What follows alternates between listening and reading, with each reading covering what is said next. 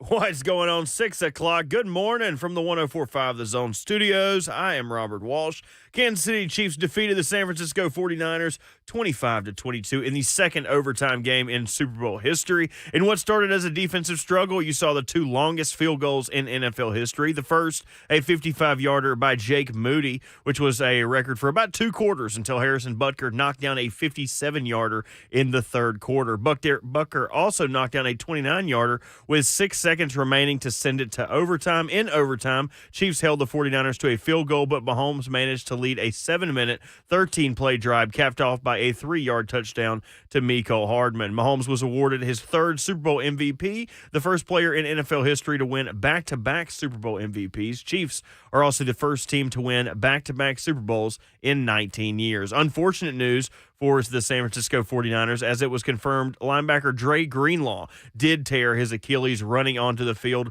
with 9:26 remaining in the second quarter. And college basketball over the weekend, number 6 Tennessee falls to Texas A&M 85-69. Number 12 Auburn gets swamped by Florida 81-65. And number 17 Kentucky can't keep up with Gonzaga 89-85. For all your foundation repair and waterproofing needs, visit USSTN.com. Breaking news at once on your home for the Titans and the Vols. This is 104.5 The Zone.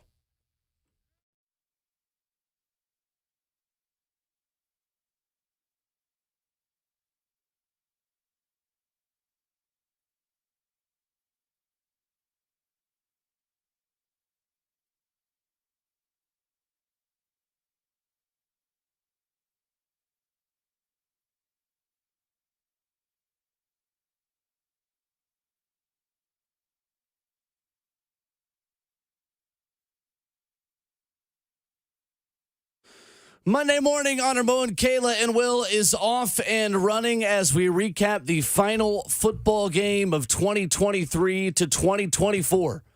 Patrick Mahomes wins another ring. He's a back-to-back Super Bowl MVP, and the Kansas City Chiefs are once again kings of the NFL. Honestly, this season could have been an email. With 11-year NFL veteran Ramon Foster, Kayla Anderson, Robert Walsh, our producer. My name is Will Bowling, 615-737-1045. Our number, and Patrick Mahomes is inevitable. Good morning. Good morning. Morning. Oh, my goodness. Well, that was an ending, if there ever was one, right? Yes, it My was. goodness. Kept us up just a little longer, but well worth it. I mean, I wasn't really excited for either team to win, but I did want the Niners to kind of be able to get theirs at some point. But you know what? Patrick Mahomes doing Patrick Mahomes things. Yeah, I was. I actually wanted Kansas City to win. I did. No. I did. Heck yeah, I did. Just on the basis of Patrick is good. Well, I'll say this: you felt like he was going to win more than anything. If it's a game versus him and anybody else, you pretty much got to tip your hat to just how good and how great that team is, but also the defense. Immediately within, like, into the second quarter, I said to myself, this is why defense is winning championships right here. You get to the biggest game on the biggest stage, and both defenses held it down. I don't know who else would have been able to hold it down like that. Baltimore's probably about as clear as anybody else. NFC side, I'm not sure. Philly couldn't hold it down this year. Those were your 3 best teams, I thought, in the end. Kansas City, San Francisco, Baltimore right after that. Yeah, I wouldn't disagree at all. And it would have been interesting to see what it would have been like, with another team in there. But I think they got the 2 teams right in the end. I think when you have a time in a Super Bowl where it goes into overtime, it's just like, And can't get it wrong, right? Most of all of the overtime. That was the issue. Yeah. We got like a bonus for the last game of the year. We got bonus content, like beyond the amount of content I thought we were going to get, considering how the first half of the game went. By the way, Usher took us to a different world. I just want to throw that out there, too. 10 out of 10 for me. Man. 10 out of 10. 10 out of 10 for me. Well, that may be a little bit of an exaggeration. He was fine. That was a lot of work to do what he did in terms of performing. That was a lot of movement. And he took then that segment to actually showcase his voice, which I appreciated because I was like, I know Usher's got a real voice in here. We couldn't Let's hear hear it. Well, he did That's in true, that too. slower That's why it wasn't a 10 out of 10. portion, but I loved the guests. too. Yeah. I thought it was a good show, but I think this is what's wrong with every modern concert. If you pay money or go to a show to hear somebody sing, I want to hear you sing. I don't want to hear the crowd sing. I don't want to hear you skip words for effect and let the audience sing it louder. Oh, everyone knows the words to my song. No, who cares? I want you to sing the words. I didn't come here to hear Joe Blow next to me and see S65 say the words. It annoys me to no end, and I feel like he did that on every big song. He would stop singing so the crowd could finish it for him. That's right. We came to see you, Usher. So did you finish Words on Thursday night? Drake was the best concert I've ever been to in my entire life. Drake didn't do that to y'all. Well, that was also a concert. Like, this is like you're trying to slam in 16 songs in 15 minutes and do the entertainment on top of all of it. So it's hard to really get it perfect. I get it. Just give me one less pelvic thrust and one more word, and I would have been okay with the performance. Yeah. I did see somebody say that last year it was announced that Rihanna is pregnant, and then when Usher took his shirt off, it was announced that America's pregnant this year. Oh God. It was good. I loved it. There have been a lot worse, and I think there have been some better. To me, Dr. Dre and Snoop are still untouchable. Number one. Okay. That's fair. But I'll be honest. We were on the back porch watching that one. I got overly excited. Absolutely. Shout out to my fraternity, Kappa Alpha Psi. I was on stage with them with the Canes. That was huge. Wait, that was your fraternity? It wasn't my chapter. Yeah. But shout out to the News, man. That was big. That's too. cool. I liked the band. Every halftime show is either the best ever or the worst ever when it happens. And then you let reality set in for 24 hours, and it's like, yeah, it was good. That was awesome. I'm going to be real. That took me, it was a bunch of nostalgia in that for me, too, because that was like my graduation year when he started playing Confessions. I was like, That's oh, my my favorite. gosh. Awesome, though. But I tweeted out last night, not even a hot take, no take, but the NFL has a problem. Patrick Mahomes is just 28. Woo-wee. He's just 28. Yikes. Don't they play till they're like 40-something now? Kids on the street say those quarterbacks that play? was probably their worst NFL team, too. Yeah. That's the other side offensively. of it. Offensively is probably their worst NFL team, and you can't do anything because Patrick Mahomes willed them to a win last night. On top of their defense, and their special team stood tall, too. But, of course, the biggest narrative and storyline behind all of that is Patrick Mahomes outdueled Brock Purdy in a game in which Brock Purdy managed the heck out of it and still couldn't make plays for him. Spagnuolo, the way he dialed up the defenses to get after him and key moments too, like you saw the safety coming up the middle on that third down, and there was absolutely nothing they could do about it. And I would argue the Niners really had the better defense early on in this game, right? Yeah. But it's the adjustments, that were kind of made. And then anytime you have Patrick Mahomes and it's that close of a game, I think you just know what way it's swinging. And I don't think Brock Purdy played horribly at all. I think he was okay. I think he did enough to win a game. But then you look on the other side, he's not Patrick Mahomes. And when it's all said and done, you're right. He's going to get the job done. He will put the team on his back, and he will get the job done. This game had a little bit of everything. Both teams making fatal mistakes and dropping the football and fumbling in ways that you often cannot do and win a Super Bowl. You had good quarterback play from both teams. You had Patrick Mahomes, I think, with his legs making a big difference, especially on a 4th and 1 in overtime to set up the game-winning touchdown to a guy who wasn't even on the team to start the season. In McCole Hardman, who was on the Jets talking to Oz the Mentalist on ESPN about, I'm going to be playing the Niners in the Super Bowl. Well, he was right. He just wasn't going to be doing that on the Jets. Ultimately did it on the Chiefs. But it was a fun game. It's the longest Super Bowl of all time. It was a little bit of everything. It was good. No notes. The season could have been an email, though. You think so? Well, I just didn't think Kansas City was going to be that good this late into the playoffs. Did. Yeah. And of course, I'm not sure what Dre Greenlaw's injury did for that team or whatever the case may have been, but you saw, I'll say this too, I think you saw a team that had been there and a team that hadn't also. Mm-hmm.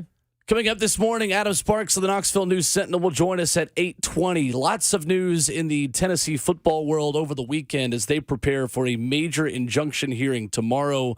So we'll talk Super Bowl all morning, but we will do a little bit of Vols conversation on the injunction hearing coming up in a little over 24 hours at 8:20 this morning. Plus, as the offseason begins, Mike Ginnitti of Spotrac will join us, contract expert, NFL free agency. We'll get into that with him at 9:20. He had a piece on Spotrac yesterday about 10 players in the Super Bowl whose futures are yet to be decided this upcoming offseason. And there are a couple of them who could end up being Tennessee Titans and guys who will be targeted to come here in free agency, or one wide receiver perhaps in the trade market as well. So we'll get to that coming up at 9:20 this morning. 615-737-1045. We'll go through the headlines of the biggest storylines from last night's Chiefs win. Mahomes is inevitable. We'll recap another Kansas City championship next.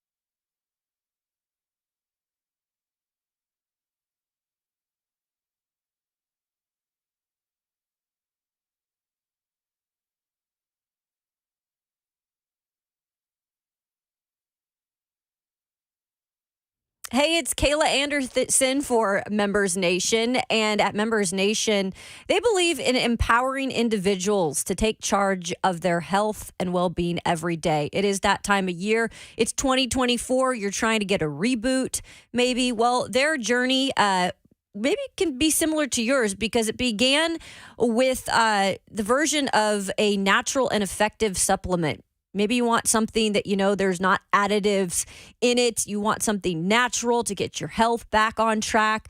They address common health concerns, providing simple and accessible solutions to all. Members Nutrition started with the idea of vitamin supplements and health wellness products in a marketplace that was overpriced and really not affordable for anybody. But these are affordable. You can get any type of vitamin.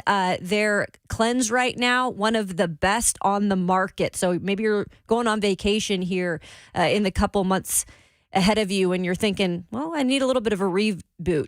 Go ahead and try out Members Nutrition, a new way to purchase quality supplements. That's Members Nutrition.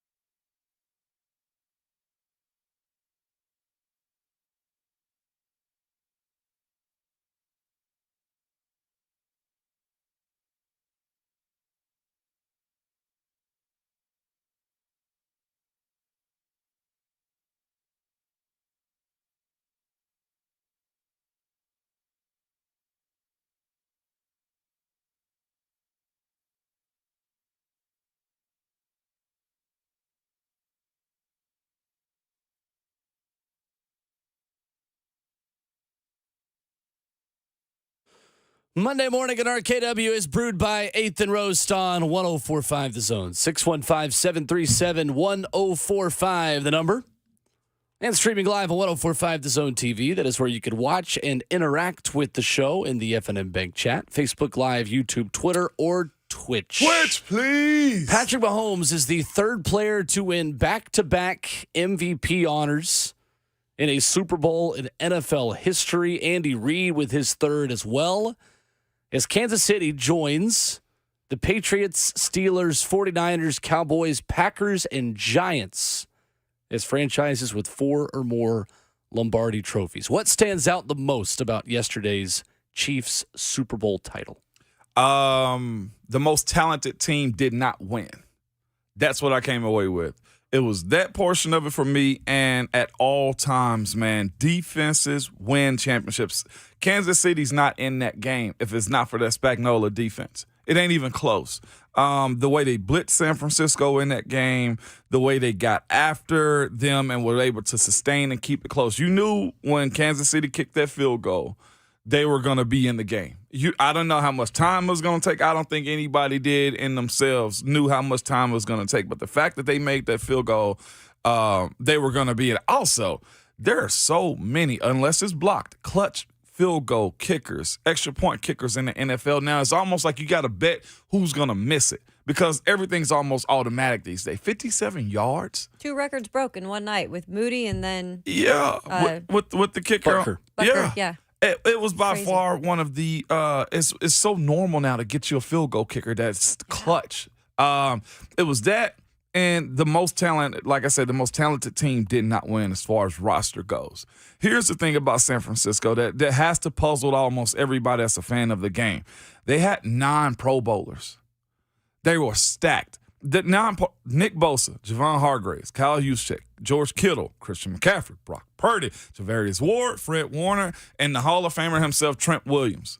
And you still can't win a Super Bowl. Mm-hmm. Like, that to me is just like, well, you do have to have defense. And I think that is the biggest point of what Kansas City did.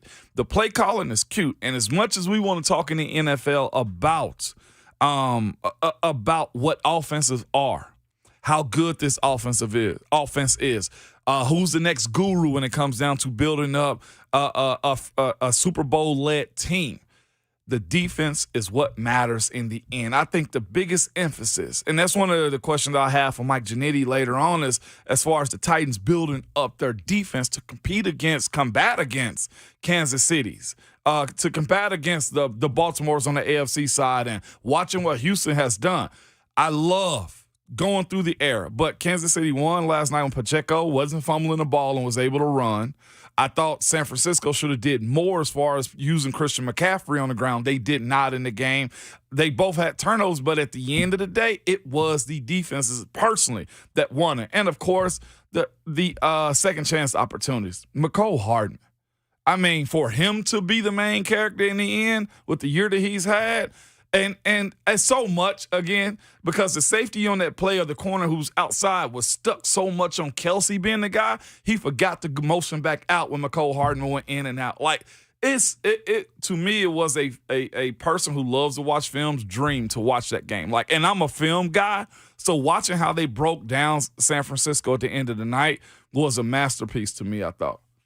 I looked at it as like kind of even 2 separate games, right? I looked at it as the first half being all about the defense and who was going to be able to just get points on the board. At some point, Kansas City just looking to get something on the board. At that point, you're a little bit worried, like, is this team even going to be able to get in the end zone? Then the second half comes around and you kind of see things heat up a little bit. Like, it's almost like players shook off that nervous feeling of fumbling the ball or, the interception by Patrick Mahomes even. That is so rare.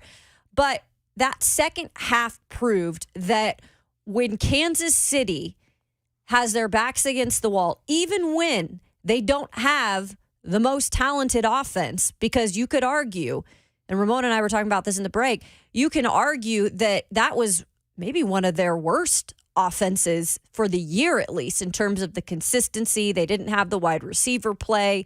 But when their backs are against the wall, Travis Kelce, who put up a lot of yards in the end in this game, who was somebody that he could go to when he needed to go to him, and Patrick Mahomes, when you need Patrick Mahomes to execute, Patrick Mahomes is going to find a way.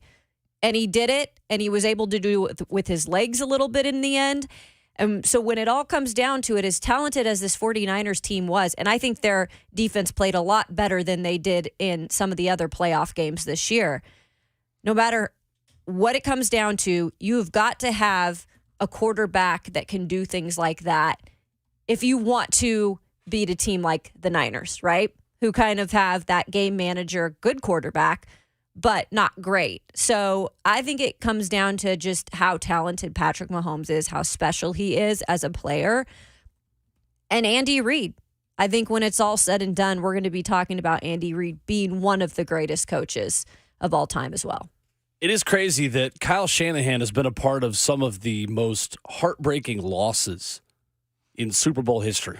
And my buddy Reed Carringer put this on Twitter yesterday, former Knoxville media guy who's a great follow for Vols fans or just any sports fan, and has pictures of the win probabilities of Kyle Shanahan's 3 losses from winning positions. Of course, he was the offensive coordinator for 28-3 for the Falcons. That was 99.6% win probability. The last time these two teams played, San Fran up 20-10 late in that game in the fourth quarter, 96% win probability for San Francisco. Last night, 88% for San Francisco. Really? There is something about a Kyle Shanahan team just blowing leads in Super Bowls, and for a guy who is the golden child of NFL coaching, who we base everything after within this game, he has been right on the front lines of some epic losses. He has. You can't overly contribute it to his plays. I mean, his plays that he's calling offensively. They did everything that you needed. Steve Wilkes called a heck of a game, too, last night. Mm-hmm. It's just that when you got a guy that you can duel with in Patrick Mahomes and you leave that door open for him, he's going to kick it open for it every single time. The conversation of a big playmaker like Patrick Mahomes versus a game manager like Brock Purdy. I think that's the difference. Who can duel with him as much as you possibly need them to in big games? And they just weren't able. So I thought the pressure that Kansas City sent to him, when they had Brock Purdy throwing off his back foot, it didn't look the same way as when Patrick Mahomes was throwing off of his, and he was able to escape out of the pocket and make plays down the field himself. And then the idea, too, that Patrick didn't run until later in the second half to extend drives. And then, of course, those fourth down plays that he made, they situationally have been in these spots before, whether it was last year or whether it was early in the year with Patrick. He did the same thing against Baltimore. He ran for first downs. He extended plays and stuff like that. You almost forget Patrick Mahomes can be mobile. He was our leading rusher. That's what I mean. He can be mobile, right. But the idea that he is, you don't think about it as much. And it seems like that the 49ers fell asleep on that. The fact that he's going to scramble in the pocket and not actually run the ball. Again, his playmaking ability cannot be understated. It cannot be overstated. I mean, when you look at his ability to just have a knack for winning football games. I think the other aspect of this that is interesting, and Tim mentions it in the F&M Bank chat on YouTube, is with the new NFL rules, Kyle Shanahan should have been telling his team to kick first in overtime. It is not in your best interest to take the ball, go try to score and settle for a field goal, and give the other team the opportunity to possess the ball knowing what they need to do. I thought in the moment, you're thinking, what are you doing? This is now like college, where it is in your best interest to go second and know what you need. And maybe Kyle Shanahan did relay that to his team, and the message didn't get across. But that can't happen in a moment like that. It cannot. But you also have to think this, too. They were feeling like they had a good bit of the momentum to go get that game, though. Again, team to team, they had the better team. Their defense could get after Patrick Mahomes. I thought the rush was good as far as when they were trying to get to him. They caused havoc. Javon Hargraves was a menace in that game. Like, legitimately was a menace. Bosa was, too. Like, Patrick, the one thing that he was able to do was scramble and keep his eyes down the field. Other than the intentional grounding, he had a couple others where you had to just get rid of the ball at the line of scrimmage. Like, his ability to rush and field presence was good in that game. It just looked different when Brock Purdy got that same rush against him, and he's off 1 foot. I think you see the separation of athletic ability. The pedigree was a whole lot different. And Brock Purdy could play. When you saw Patrick scramble, he was able to get to his point. When Brock Purdy was scrambling, they closed out on him quick to stop his rush up the field. Like, this is a situation in watching Patrick where you say you expect them to go get an outside rusher next year. That's the other side. Chris Jones was their best rusher.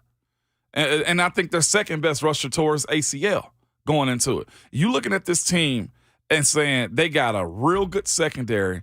They got Chris Jones up front, and they're probably going to get better next year, even if Chris Jones is out. And, of course, with that also being said, Tyreek Hill, 2 years removed, and they won back-to-back championships without one of the best wide receivers in the world. Yeah. Well, Patrick Mahomes said it after the game in the interview. He goes, "We're not done. Like, we're trying to do 3 in a row here, something that only the Patriots have done." And he said, we're pretty young still. And to that note, they know what they had deficiencies in this year. There's no way that they didn't know that this offense was too inconsistent for their liking. And that's scary because now you can go and probably do what you need to do in the offseason to get some more consistent pieces on offense. Looks like Travis Kelce is coming back because all those rumors that he was going to retire, he said in his post-game speech that it looked like he was coming back. So there's a lot of weapons for that team next year to get back to that spot.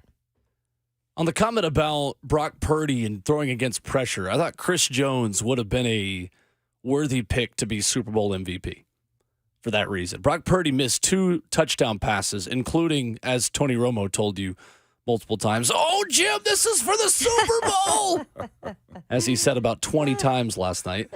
Chris Jones had a team-high 6 pressures on 35 pass rushes, 3 of which occurred in under 2.5 seconds. And that included on 3rd and 4 of the 49ers' opening OT drive, where Juwan Jennings is open at the pylon to make a touchdown catch and put San Fran up 7. But Chris Jones was in Brock Purdy's face. And ultimately, the Chiefs, they blitzed a lot. Steve Spagnuolo was aggressive, and Steve Spagnuolo is the MVP of this specific Super Bowl title for Kansas City. Brock Purdy completed 12 of his 19 attempts against the blitz, solid, for 131 yards and a touchdown while getting sacked once. But the Chiefs blitzed on 51% of their dropbacks. That is the 4th highest rate in a game under Steve Spagnuolo.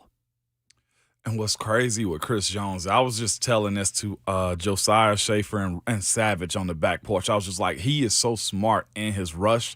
Like, even as a young guy, I remember playing against him and how strategic he was, and him having the ability to be a big guy that can rush on the tackle and move inside over the centers and guards. Like, that was the unique aspect of what he was doing. And you know how I always talk about guys when you're that good, they can do whatever they want to defensively. They can move from one spot to another. Like, he is smart enough as far as watching tape, and Spagnuolo gives him the free range to where he was able to move, Will, to your point, over the right guard to get those pressures. And then he would go to the left guard and get pressure. And then you have San Francisco in a position where they just totally forgot about him on a play, to where he's just rushed upfield with nobody touching him whatsoever, and he's going to make those plays. I've seen this guy do this type of stuff for a very long time.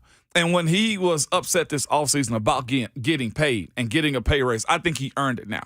I'm not sure what I'm not sure what Kansas City is going to be able to do to keep him or either pay him even more, but he earned it this year. Like, you want to talk about a game wrecker. He is that type of player, and he's been that way since like year 2 from the time that I've seen him, where he can beat you with a quick arm over, he can bull rush you, or he can beat you around the edge. Like, that's one of those spots right there, too, where we got to talk about. Coach Mack brings this up all the time, that center guard triangle. When you have one of those game records, like a Jeffrey Simmons, right, like a Cam Hayward, like a Chris Jones, there's numerous guys out there that have this ability. That's why it's so important to make sure you got centers and guard that can handle that type of rush right there, because he's the quickest to the quarterback if he's that good. Like, you can't, again, You can't win that game without a guy like him. And then being disciplined enough, and I continue to bring this up, watching him play in that AFC Championship game against Baltimore and not go after Lamar Jackson around the corner and just stick to their script as far as the responsibilities to keep him in the pocket and flush him out late. That's essentially what they did again last night. It just so happened that he was able to get to the quarterback quicker than most. That goes to, again, a lot of teams want to focus on tackles and drafts, right? But the fastest way is to the quarterback is to have one of those type of guys, an Aaron Donald type, that's going to get there probably a half a second quicker than the defensive end. And again, George Karlaftis is their second highest leading rusher on the edge. And he's a second-year guy. If you look at the teams around, like look at San Francisco to me. They got Bosa and Chase Young as outside Chase edge. Young has lost a step or two. But even still. He was good last night. That's what I'm saying. Yeah, but not for a full game. My point is this. They don't have the premier rushers that San Francisco did. They did it with a D tackle and a young second-year guy. Imagine if they go get another DN this offseason, how good that defense can be. And they probably going to have to go get one because they have the potential of losing Chris. Well, their defense is not only good up front, the defense is good on the back end too. And Trent McDuffie is a star. Like in terms of a guy that not a lot of people know about. And I know he had that penalty that could have been costly, but that man was all over the place last night. I feel like that's the thing. You look at the Titans defense and what it maybe hasn't been in the past couple of years. Like they've had the front, like that's been talented enough, but the back end has been just missing. And you look at that defense from front to back and it's pretty outstanding. Like all over. As far as Kansas City? Yes. 615-737-1045 in the F&N Bank chat where Adam writes in on Facebook Live and says, please show me a game from this season in overtime where a team won the ball and kicked it away. Win the toss and kick the ball, flat out stupid, saying that you expect to score the touchdown and end the game. Well, Adam, a touchdown would not have ended the game. No. Because these are new playoff rules. So if you score a touchdown on your opening drive, the other team still gets to possess the ball in the new NFL overtime rules, which we watched for the first time last night. So in that case, of course you would not do things the way that you do in the regular season because the rules are different in the postseason. And now it's just like college where it is by far in your best interest. And I don't understand how Kyle Shanahan, someone who is so smart and forward-thinking and analytics-driven, is not telling his players, defer, kick it. We do not want the ball first. I don't know how that ball got dropped, but ultimately the reason why Kansas City is able to go for it 4th and 1 on their own territory is because they know they have to get points at that point. So if they had the ball first and been in the same scenario, they're probably punting it away. And you get it back. And the same exact drive happens. San Francisco gets it and probably marches down, and then a field goal does win you the game. I thought Kyle Shanahan totally dropped the ball on that. Totally. 615-737-1045 is our number. We'll get more reaction. We'll get more stats on just how impressive this one is. When you take a look at Steve Spagnuolo's defense and the offenses, where they were ranked in the NFL this season and the 4 teams they had to beat to win a Super Bowl, certainly maybe the most impressive stat from last night in favor of the Chiefs defense. We'll talk about it next.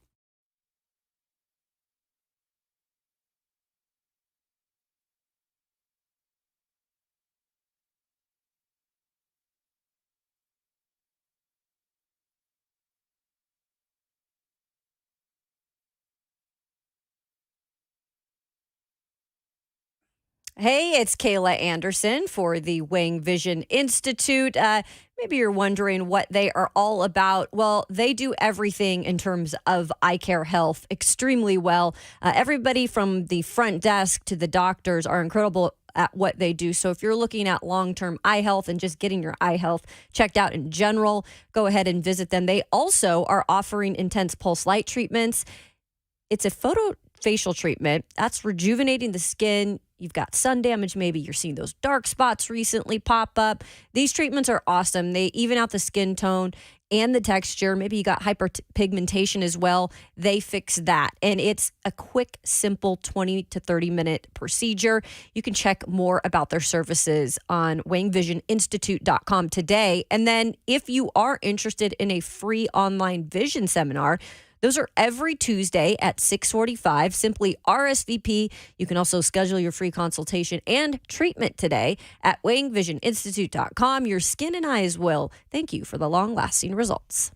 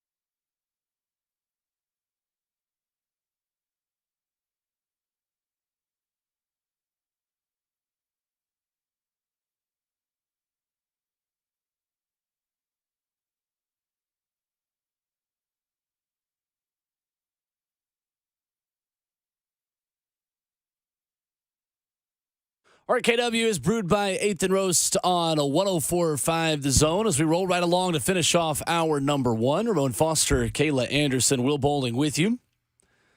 So this from the Ringer last night. The Chiefs had talked about what they would do in overtime in the new rules dating back to training camp. This is interesting. Kansas City safety Justin Reed told the Ringer the Chiefs first discussed new OT rules as far back as training camp, and Chris Jones said after the game that players were prepared for what to expect if the Super Bowl went to overtime. Quoting Chris Jones after the game, "We talked through this for 2 weeks, how we were going to give the ball to the opponent. If they scored, we were going for 2 at the end of the game. We rehearsed it." Okay. And I imagine the 2-point conversion would have been corn dog, which is the exact play McCole Hardman scores on to win the game. And the same play the Chiefs scored on with 12 minutes left in the fourth quarter last season against the Eagles as well. That separates a 3-time Super Bowl winning coach in Andy Reid from a guy in Kyle Shanahan who's very smart, who loves his flat bills on the sideline, but when it comes to game management is still not championship level. Mm-hmm. I'm honestly not willing to give that much grace to Shanahan, though, because he's been in these situations before. Right. You know what I'm saying? Nor should you. He's been there before to where, again, like you said, leading and then losing. That's been his storyline every single time he gets to the big show. I'm not sure if last year's team was good enough to actually win compared to this year's because Brock Purdy was injured last year, but he had everything he possibly could need this year to win it. The Drake Greenlaw, I don't think you saw a big deficiency on the defensive side of it when it boils down. Like I look at the I guess the attraction to actually find Travis Kelce on that last play. I get that. And then I think he just got out-coached more than anything. But a guy like him who has a father who's been in these types of games, right, who's grown up in the NFL, he is also one of those guys now that has everybody else chasing that style of play too. He has been the template as of late. Get you a Shanahan guy. That has been the biggest conversation. Get you a Shanahan guy. So it's not like he don't understand it. They just got out coached, and that's just out defense too by the Kansas City Chiefs to where they had no air to breathe at the end of that game too. And you got to say that too. The way Patrick Mahomes was able to stay on the field and extend those plays too, that may have played a part in it somewhat as far as them deferring. But all in all, he's been here numerous times before and just simply can't win it. I'll continue to say, as far as the paper, as far as what everybody view them as, this is a all-star team, and they still lost. Probably the most talented team in the NFL, and they still lost. And that's why I go back to why when you have a quarterback like that in Patrick Mahomes and you have a head coach like that in Andy Reid, you have to take that any day over anything. And you go back and look at what Tom Brady and Bill Belichick did together. Like, that is an unstoppable force. When those two were together, they could beat any team. And it didn't matter, like, as good as a defense as Kansas City had, and they have a really good defense this year. When it came down to it, you felt good with Andy Reid and Patrick Mahomes on the same sideline together. As good as Kyle Shanahan is, he's a hell of an offensive mind, right? But overall, he's not Andy Reid, and he doesn't have Patrick Mahomes. So what were the biggest mistakes? The special team ball off the foot? Yeah. They didn't know the rules. They said it after the game. Eric Armstead said he learned the rules of NFL overtime had changed on the Jumbotron during a TV timeout after regulation. That's malpractice right there. Kyle Juszczyk said he assumed the 49ers asked to receive because that's what you do in the regular season when a touchdown wins the game. Quote, "I guess that's not the case. I don't really know the strategy." Meanwhile, you've got Justin Reid and Chris Jones saying, yeah, we talked about this in training camp. That is insane. So, yeah, you can get yourself the young guru, nerd offensive coach, but that guy's got to still know the rules. You can know the rules of who can be in motion and when and where to be on the line, but this was from Arif Hassan writing about this in the Ringer 3 hours ago, early this morning or late last night. Eric Armstead legitimately said he learned the details of the postseason overtime rule on the Jumbotron. On the Jumbotron. That is malpractice. That's embarrassing. That is completely malpractice. That and a muffed punt are the reason why we're talking about the Kansas City Chiefs being a Super Bowl champion, and Trey Smith getting another Super Bowl ring. Look at Trey. That's big time. It's awesome. I still question why he hasn't made a Pro Bowl just yet. I understand where he's at. It's a popularity contest with that type of stuff, but still the recognition should be there.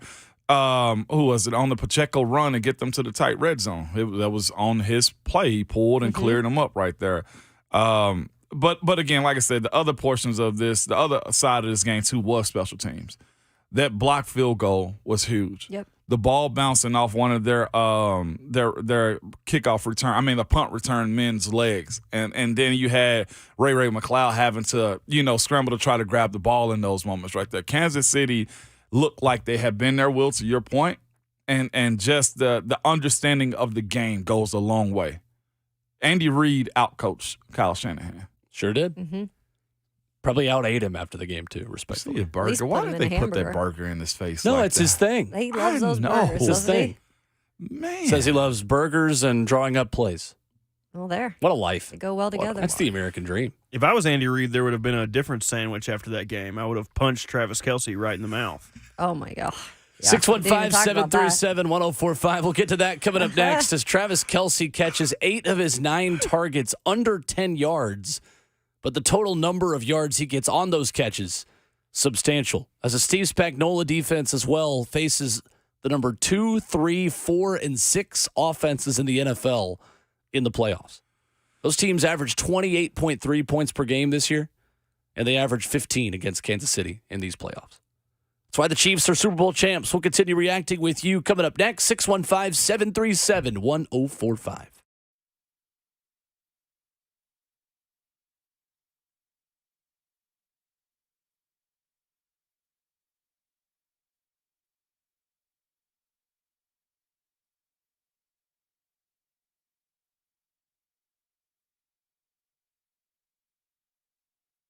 Hey, are you sick and tired of your achy joints? Maybe you dread the idea of surgery.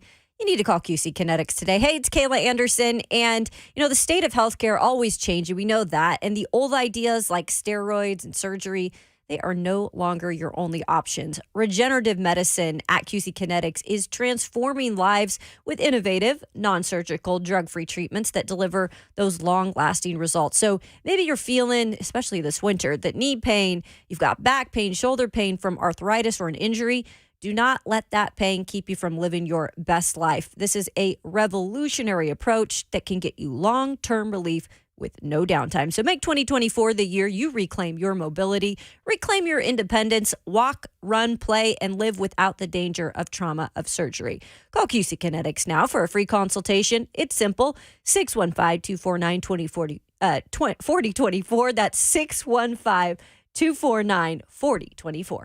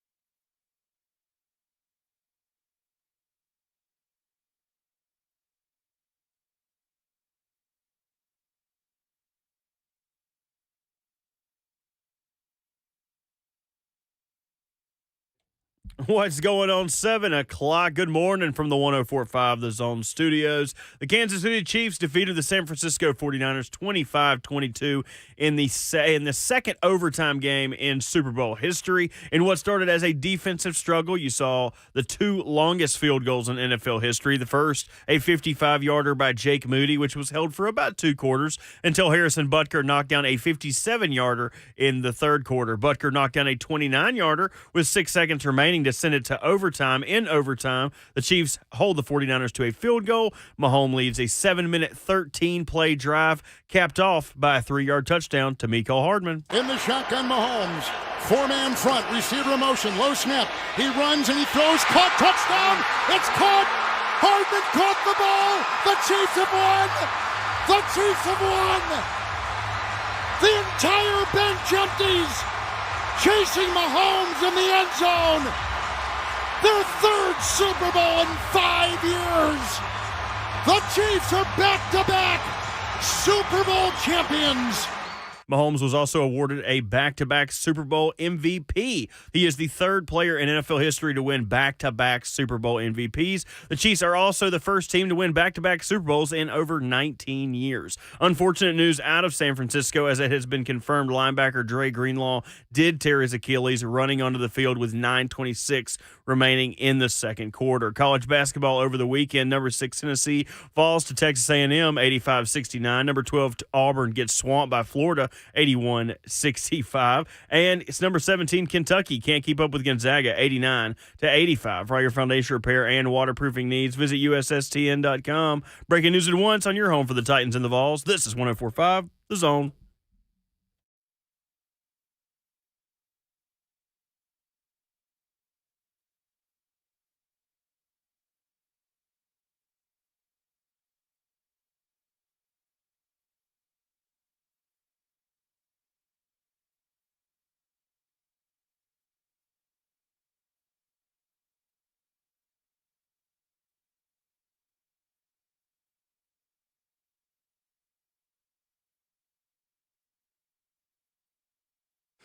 RKW is brewed by 8th and Roast as hour number 2 begins on 104.5 The Zone. Welcome in as we recap the final game of the 2023-24 football season. And guys, this is typically around the time where it sets in.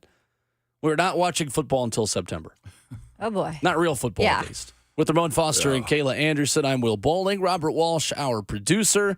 Streaming live on 104.5 The Zone TV, Facebook Live, YouTube, Twitter, or Twitch. Push, please. 615-737-1045, our number. Travis Kelce last night met the moment.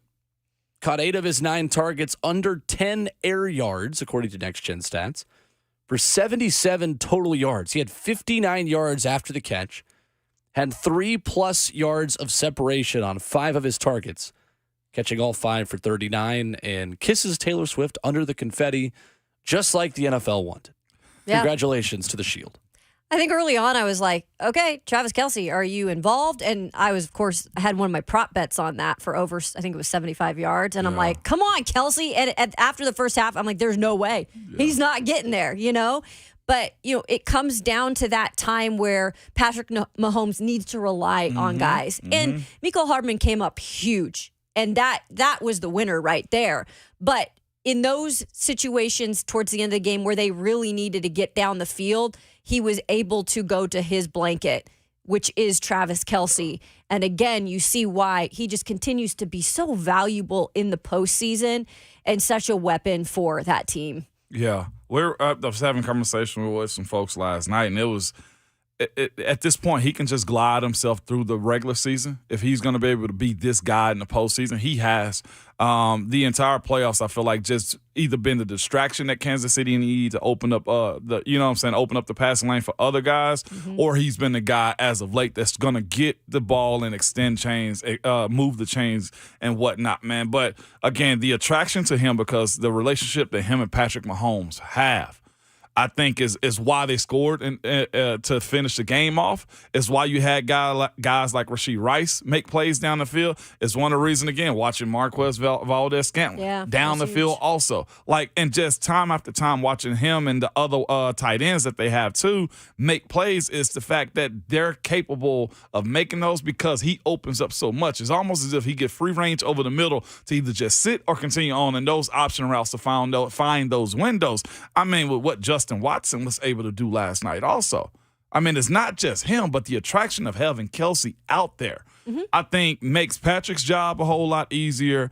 And just he was, other than him pushing Andy Reid. Yeah, that was a moment, right? He was patient enough to wait on his opportunities in the second half, to your point, Will. What did you make of that interaction between Kelsey and Andy Reid? I didn't like that one. No. I did not. I don't think it came from a good place. I don't. I thought it was more selfish. I love the fact that he wants the ball. But the way he bumped into Andy Reid, I'm not okay with that whatsoever. That one looked different. It almost looked like bullying almost in a sense to me, to Andy Reid. It did. On the basis of he bumped into him and Andy wasn't expecting it and there wasn't an exchange. And I get it. Their relationship is probably like that.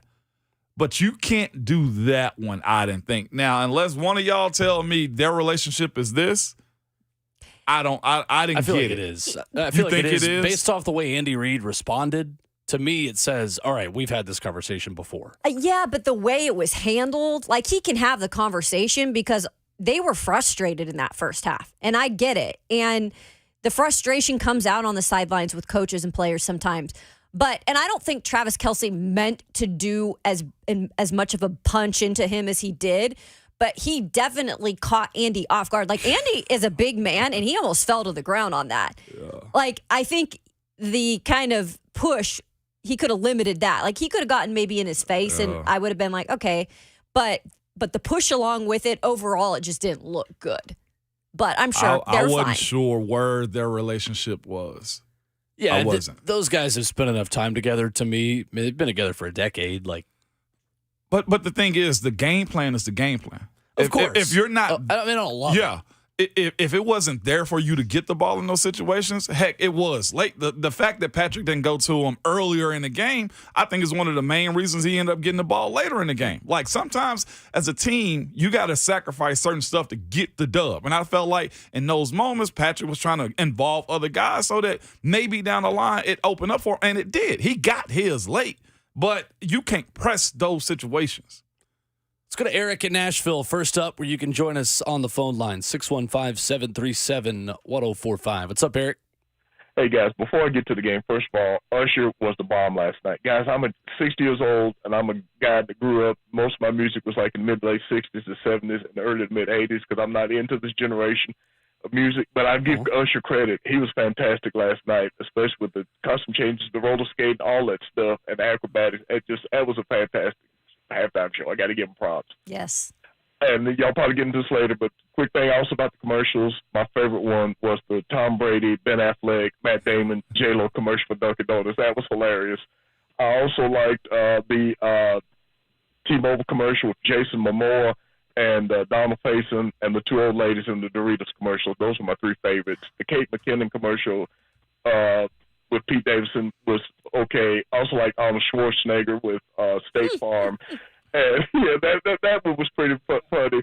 And also there was one, the Uber Eats with Jelly Roll. That was hilarious too. Those were my favorite ones. The rest of them either were okay or pretty much just awful. But those were the ones that kind of stood out for me. But as far as the game, guys, yesterday, listen, you were talking about that, and I brought this up to the screen a little bit.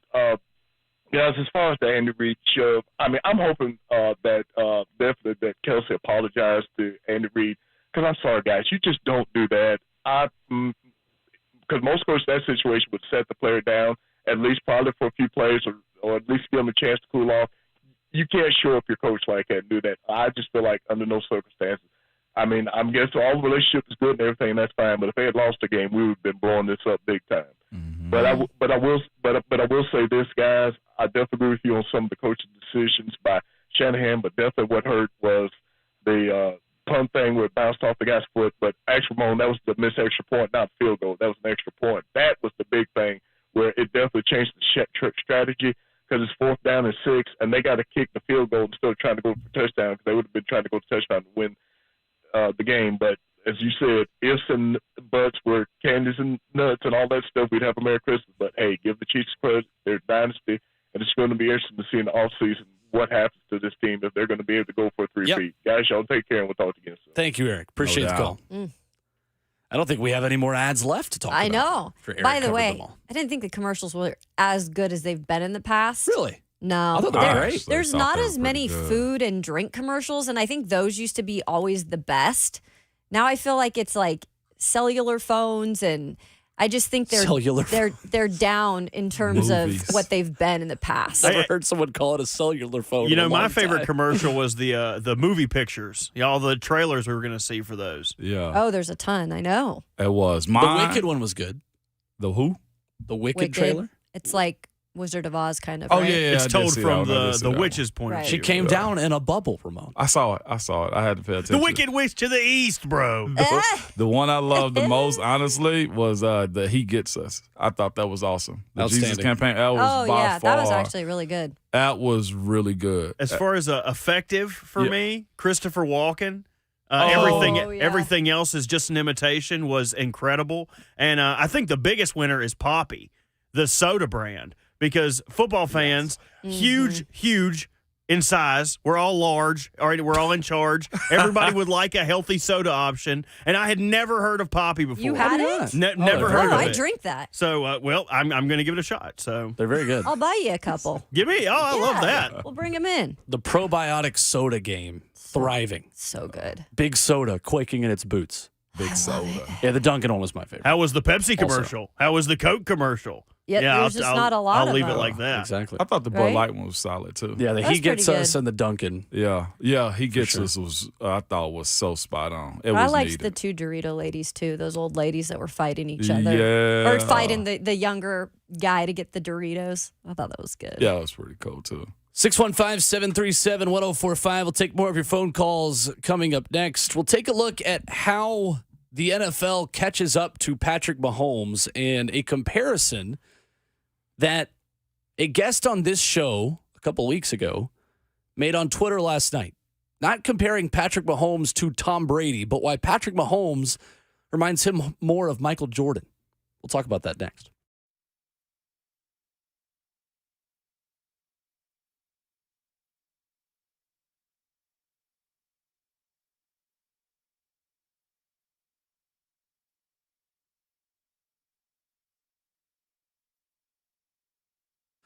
Hey, what's going on? It's Will Bowling. The only thing that's predictable about the weather is that it's unpredictable.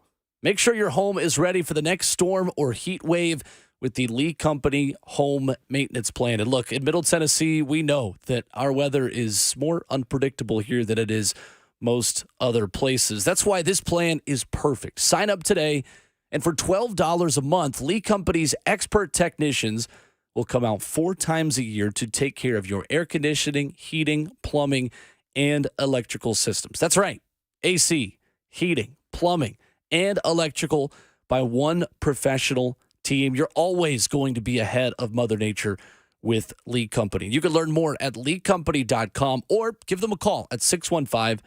$12 a month. I love Lee Company because they are available 24/7, 365. They're going to make it easy. They're going to make it quick when your home's got an issue.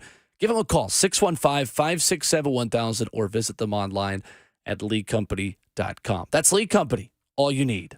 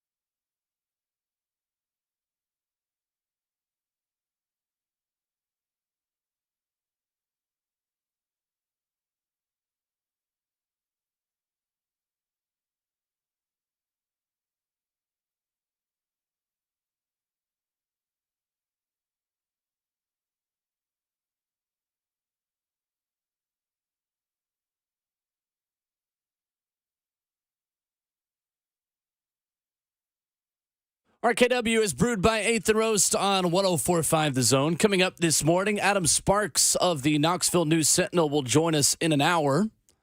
We'll get the latest on the big-time lawyer Tennessee Athletics has hired over the weekend and the fight that is brewing tomorrow in court in Greenville between the state of Tennessee and the NCAA. We'll do that at 8:20. Plus, Mike Ginnitti of Spotrac, contract expert. We'll talk some NFL free agency with him coming up at 9:20. You could join us as well on the phones at 615-737-1045, where David in Nashville is up next. What's up, David? Morning. Hey, I know everybody's talking about Mahomes and how great he is, but first I want to say kudos to Coach Spagnoli. I didn't think he could stop the Ravens or the 49ers, but he put in a great game plan. But where do we list Andy Reid now? I mean, he went to the NFC Championship 3 or 4 times with McNabb, and now what all he's done with Kansas City, he's number 4 all-time in wins. So where would you rank him all-time? Thanks, David. Appreciate the call. This is Andy Reid. Mm-hmm. All time, 3 Super Bowls. Been to them before. Been to 4. Andy Reid's what, top 12? 5th head coach to ever win 3 Super Bowls. 5th? Well, he's top 5. Yep. I think he's top 10 at least. Yeah. Mm-hmm. So, I mean, if it's down to rings and winning and consistency, yeah, top 10. Who's 1 through 5? I hadn't had that much of a deep thought to have it. Is he a great Hall of Famer? Yeah, now he is. Is Belichick one? Obviously? Absolutely. Bill And has then- to be Well, I mean, one. what? And then One, I who's- don't know, but Yeah, because I'm He's like, up there. who's right below him then? Oh, Shula. Right? Don Shula? Yeah. I hadn't had that deep thought as far as I know. coaches go. It's like but making me realize. Andy Reid has to be top 10 on the different ways he's won it. Mm-hmm. And here's the other conversation behind it too. Like I said, I was talking to Savage and Josiah Schaefer last night too. And it comes down to the conversation also. Andy Reid had a hard decision to make as far as the quarterback. Alex Smith wasn't bad. They could essentially they had Brock Purdy and Alex Smith, a better version of Brock, I think, for sure. But the conversation of quarterback having to make hard conversations and hard decisions, they did in moving over to Patrick Mahomes. Yeah. it's why you play quarterback roulette as much as you can.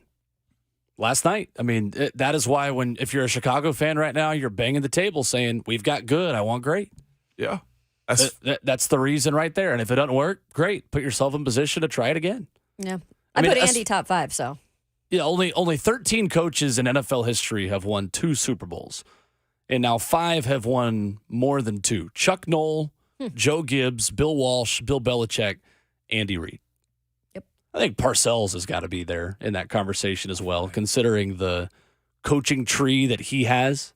He is 12th all time in wins with 183. Right. Where you put a guy like Tony Dungy, who's essentially built up Tampa and then goes to win one also in Indianapolis. So those are the conversations you have to have with that one too, is defensive coordinators that turn into head coaches or offensive that turn into it also on good staffs. shout. Yeah. You know? And Tony didn't coach as long as he maybe could have, too, right? Yeah. No, he's 27th in all time wins with 148. Yeah, I don't think Dungy's in the top echelon. Even as a coordinator? Yeah, we'll see. Yeah. Either way. Let's go to Nick up next, 615-737-1045. What's up, Nick? How you go? How's it going this morning, guys? Good morning. Yeah, I'm pretty. My mood is about how it looks outside this morning. I'm a 49er fan. Oh. Yeah. Right. I don't know what else this team's got to do to get over the hump. I don't know what Kyle Shanahan's got to do. I don't know what missing pieces that got to be filled in to get it done. But I just wanted to hear y'all's thoughts on it. Yeah, thanks, Nick. And I think it's the right question to be asking because this was the path to beating Patrick Mahomes. Keep him in the pocket, get him under pressure, play zone and keep everything in front of you.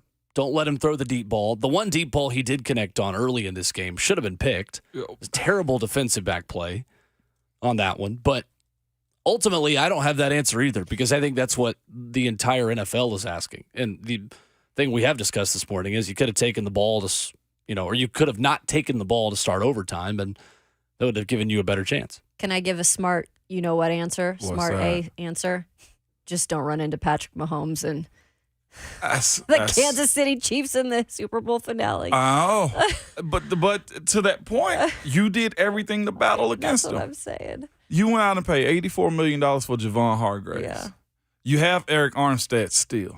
You have Chase. You went and traded for Chase Young. You got Nick Bosa. You got two of the best pass rushers in the NFL on the same defense. Their safety not being there.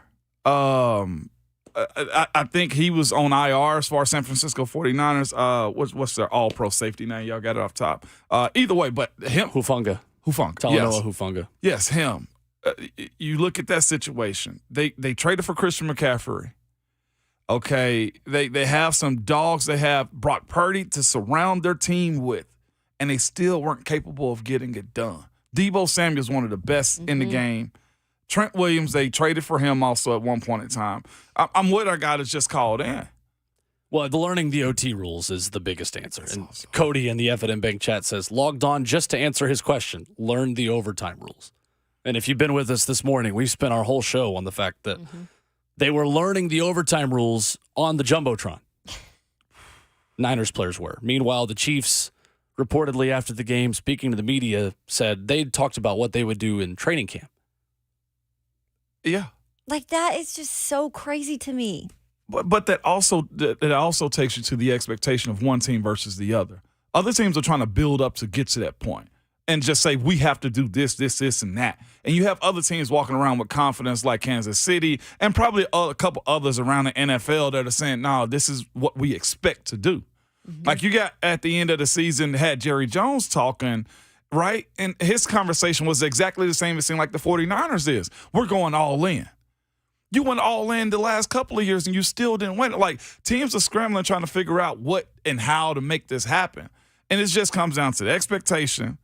Coaching has to play a part in it. The quarterback, again, I don't think we can say that enough, how important that is. Like you said, Will, a second ago, quarterback roulette. Play it every single chance you get it. And I'm not a fan of it. I'll be the first one to tell you, no, get your guy and build around that guy. Building around that guy looks like the San Francisco 49ers the last couple of years. Getting your guy the last couple of years is Jalen Hurts. Like, we ain't talked enough about that. Jalen Hurts and the Eagles have done it's the Buffalo Bills and Josh Allen. It's the same conversation. I think we were talking about somebody last night. The guy that can make it is the Buffalo Bills. Can they? Can they really? Well, they can. They just haven't. And then you say the same thing. Well, look what the Jets did this offseason. And 4 plays into the season, Aaron Rodgers is out. Like, how do you combat having a team with that much experience this young in the Kansas City Chiefs to be able to compete against them and try to stack up? Your best method into winning is this. Get a team that's good enough on paper and you are good enough as a coach to call it up offensively and defensively. That's why I will say this too.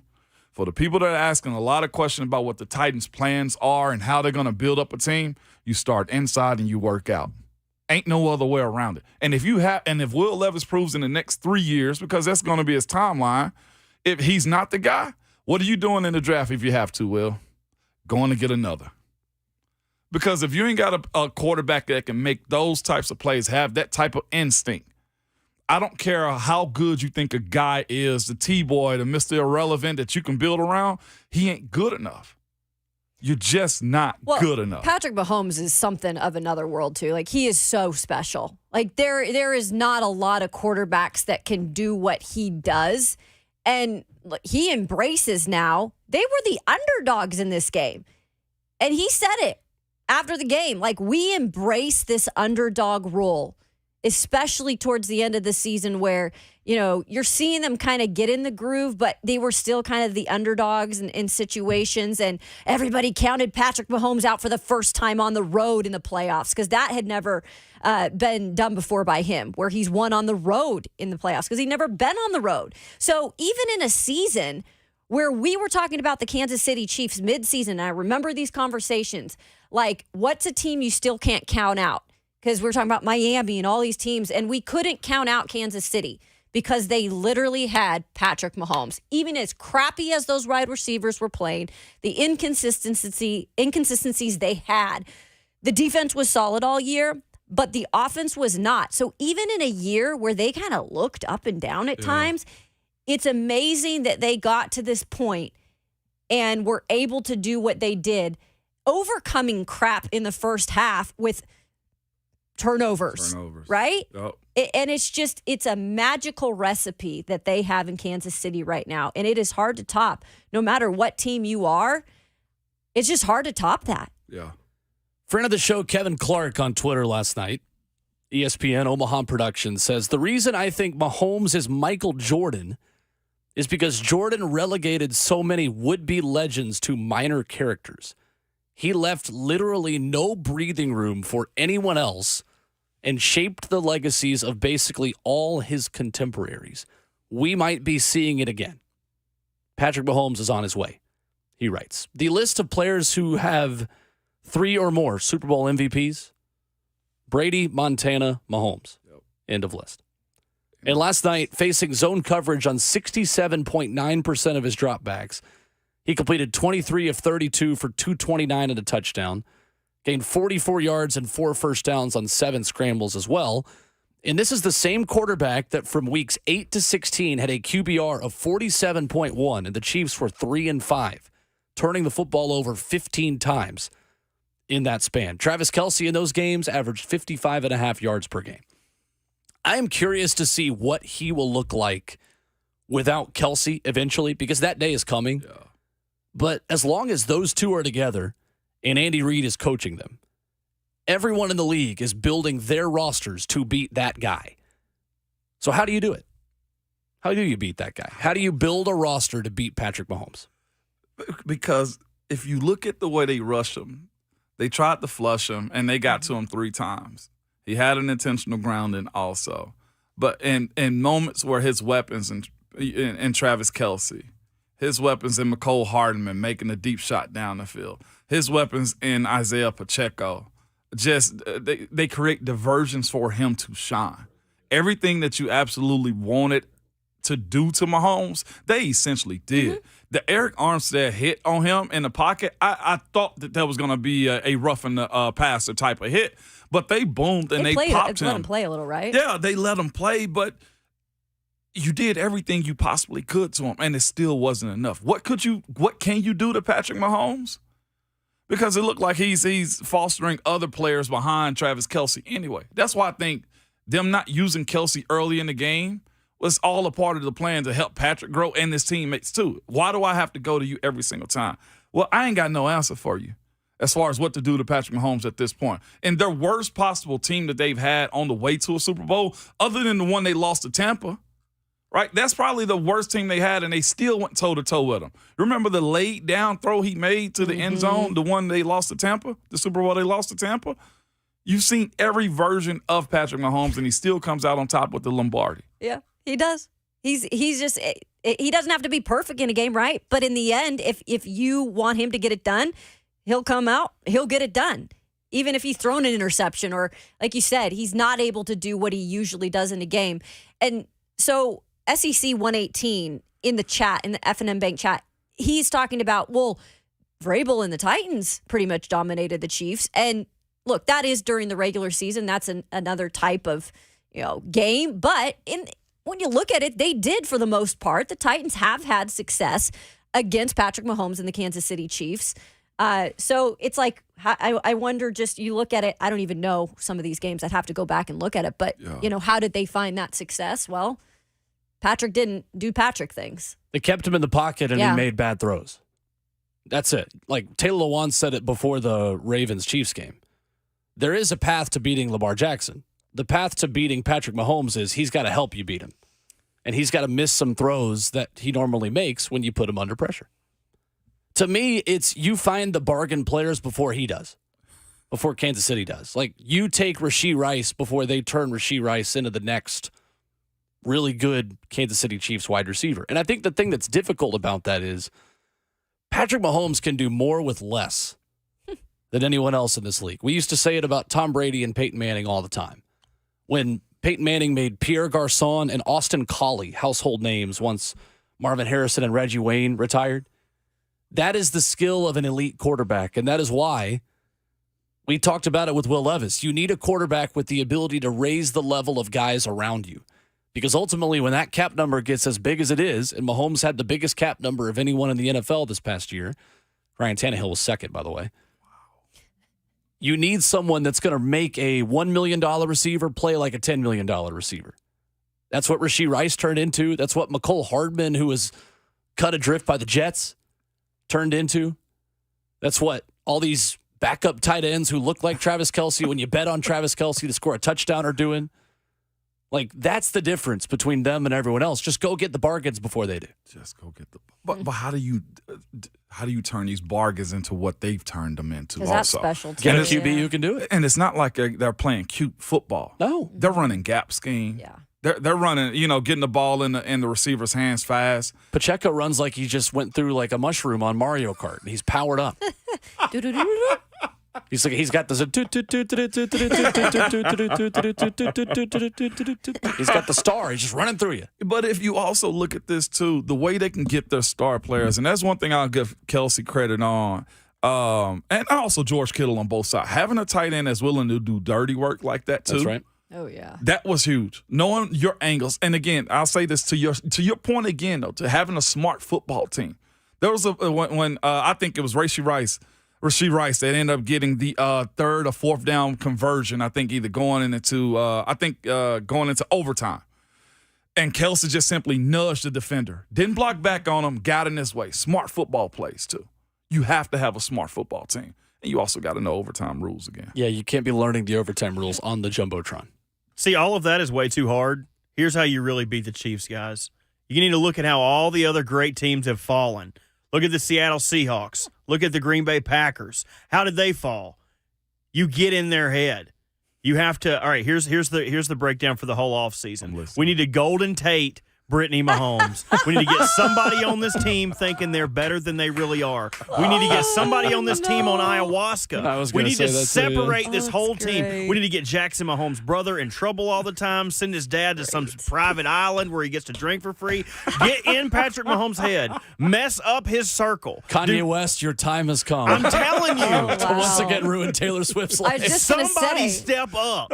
Somebody step up and ruin this guy. By the way, respectfully, because you name your kids, did they really name their kids Sterling and Bronze? Yeah. That's Patrick Mahomes? Yeah. Yeah. They're still waiting on the gold. Yeah, coming up next, Copper. Oh, my. No, gold, it has to be gold Sterling next, right? silver? Can you imagine being that kid? You'd be like, oh, you go name him Gold. The third Golden. kid is the best? Yeah, really? that's true. Stop. Speaking from experience, No. the third one that comes along, the youngest. As the golden child myself, I can confirm. Hey, man, your brother's about to text you real soon. In 3, 2, 615 737 1045. We put out a poll last night. You can vote on it at Ramon Kayla Will. How would you grade Usher's halftime performance? We'll give you our grades. We'll also take your phone calls at 615 737 1045 as we wrap up hour 2. Coming up next.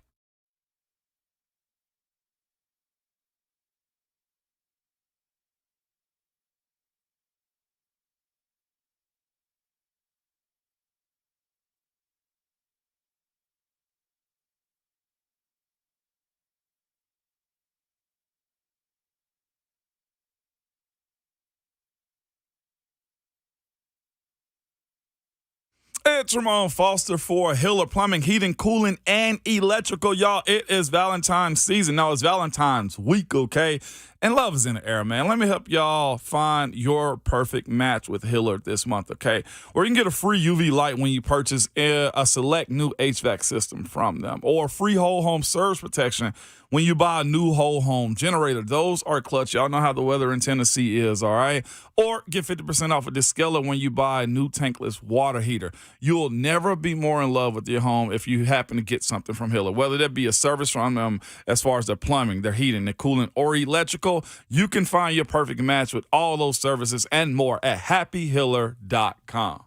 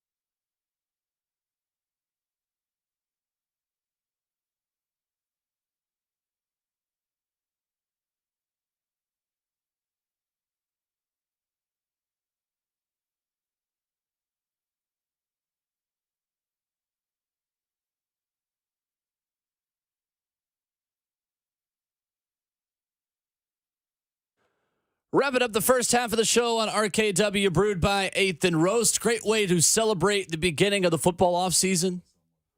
A hot and fresh cup of 8th and Roast coffee. You can get your favorite retail bag as well at your local Kroger or Whole Foods. With Ramon Foster and Kayla Anderson, I'm Will Bowling. To the phones. Israel in Nashville is up next. Go ahead, Israel. Hey, good morning, guys. Hope everybody is well. Morning. Comment about the 49ers. I know everybody's hyped about the Chiefs. And I've got a great nephew that's the starting right tackle for the Chiefs, Warren Taylor. Yeah. But I'm a 49er fan from birth, I think. 2 plays yesterday was the fate of the 49ers. They outplayed the Chiefs the majority of the time.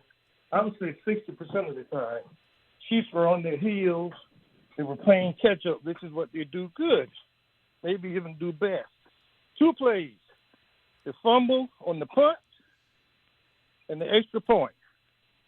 If you correct those 2 plays, you all tell me if we're going to have a different game or not. If the fumble doesn't happen and the guy doesn't miss the extra point, it's a different ball game. Oh.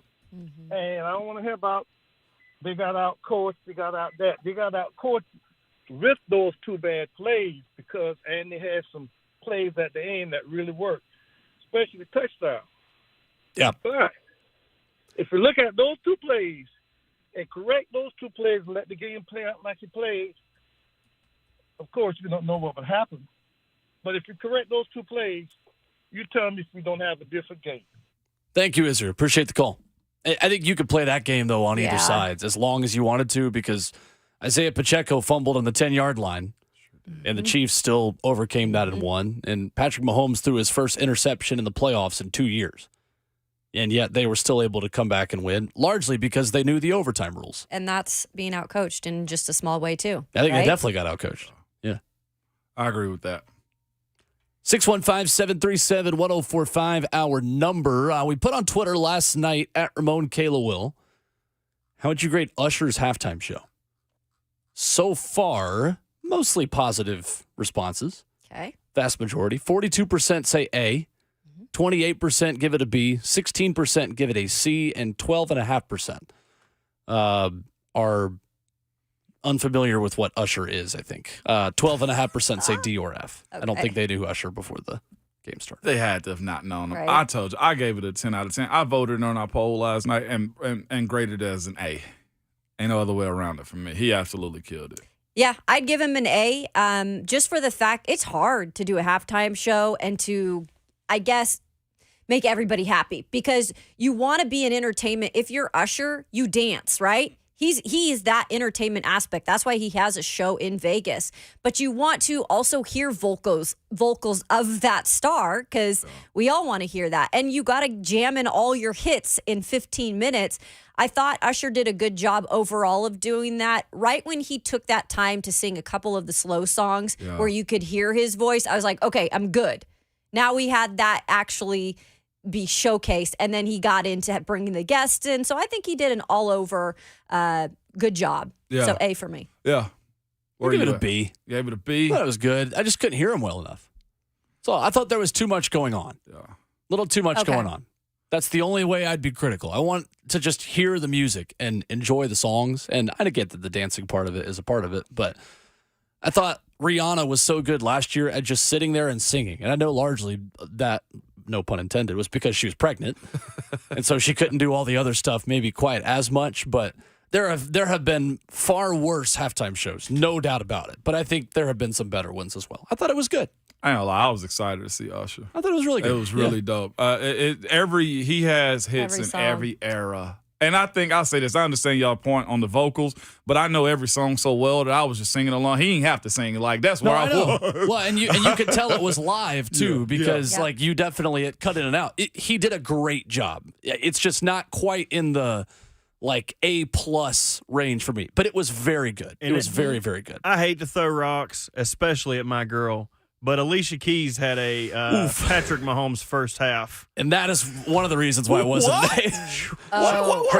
Her first note was not in the right Alicia Key. Right. It was, she I came didn't out. even notice And also, can you imagine being Alicia Keys' husband and seeing Usher behind hug? She is married. Come on. You have got to not put your hands on my wife like that, man. Yeah. And they kind of were mimicking the video, but still, I it would have was a Will little. Smith that dude so quick. It was a little. Woo. Keep my wife out of your hands and your mouth, my friend. So it was crazy. It just felt like with Lil Jon coming out to do Turn Down for What and Jawan Jennings throwing touchdown passes, it really did feel like 2015 in Knoxville again. By the way, Lil Jon, man, like turning and Luda, both of them, man. They've been together This was awesome. a long time, man. It was the best performance by an Atlanta team in Super Bowl history. God, shut I know. up. Get out. It really was. Get the hell out of there right now, okay? Atlanta teams are good at winning the first half of That's Super great. Bowls. This time they won halftime of the Super Bowl. On the way out, who That's needs to do the awesome. halftime show next year? Oh shoot, It's in Taylor. New Orleans. Lil Wayne. If he don't show up Lil with Wayne Ryan, in New Will is Orleans. already ahead of me. But Don't you, Juvenile, don't you think they're going to get Taylor to do it though? Like, isn't She this already all said no. setting up? I don't She think said no. She's just never going to do it. Too She much doesn't involvement. need to do it. She's too because big for the she Super got Bowl. she already got all insane. the blow up she needed from being there. You know, just being associated with it. You don't have to perform. She's got already people are already going to listen to her. So. Lil Wayne. If they How don't about come out Drake? and say cash money for the 99 and the 2000, we riot. Bring out Lil Boosie. Please. Could you imagine Lil Boosie doing Wipe Me Down remix Stop at it. the Super Bowl? And Don't tempt me with a good Master time. P make them say, can you imagine roll a tank out there? Man, please. Can we Master not roll a P. tank I think out there? Yes. The better question, too, though, is who needs to do it when the Super Bowl comes to Nashville? That is a good question. Wow. Location be damned. I think we Brooks? need a T-Pain halftime show. Please. Tennessee T-Pain would Whiskey kill by it. T-Pain. He can do too many covers. He has would too be many good. bangers. I think we need a T-Pain halftime show. Can we say he deserves that? He does deserve it. He does deserve So it. good. Yeah, who does Nashville need to make their Super Bowl halftime performer? 615-737-1045. Coming up, hour number 3, Adam Sparks at 8:20. More of your Super Bowl reaction and phone calls coming up next.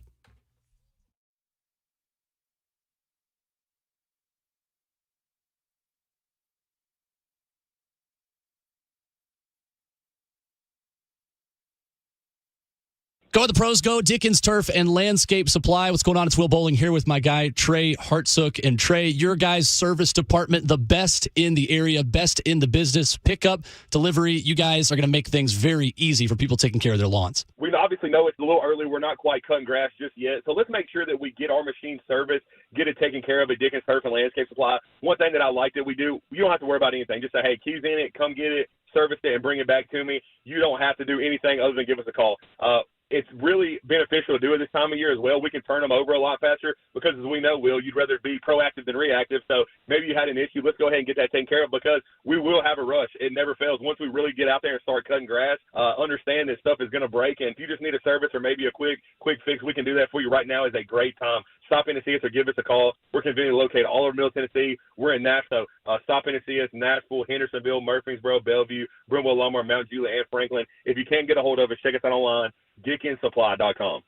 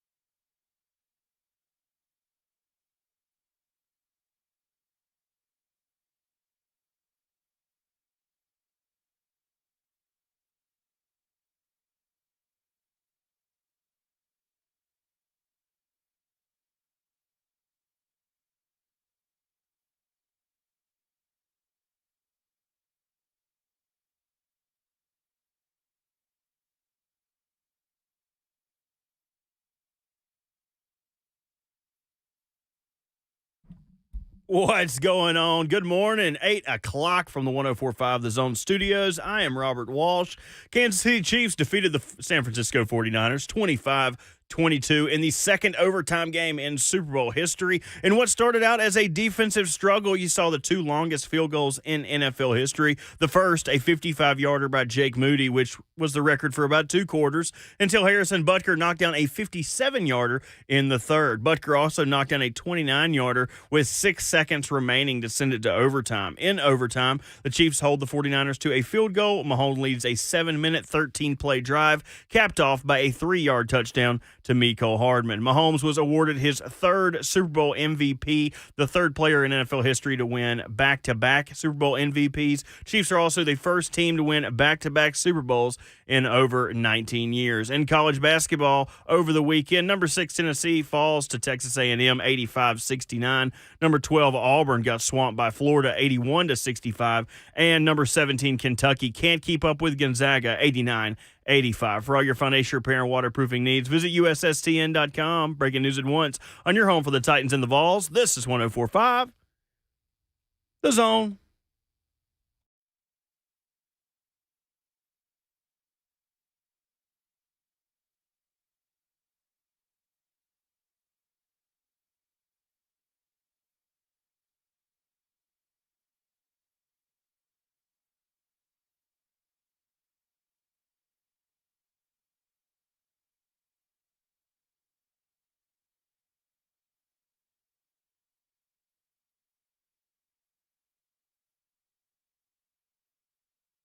Second half of the show starts right now on a Monday morning edition of Ramon, Kayla, and Will. RKW is always brewed by 8th and Roast, the best coffee in Nashville, with locations on 8th Avenue, Charlotte, the airport, and the brand new spot, the Broadview at Vanderbilt. Just a hop, skip, and a jump away from us here in our Midtown studios.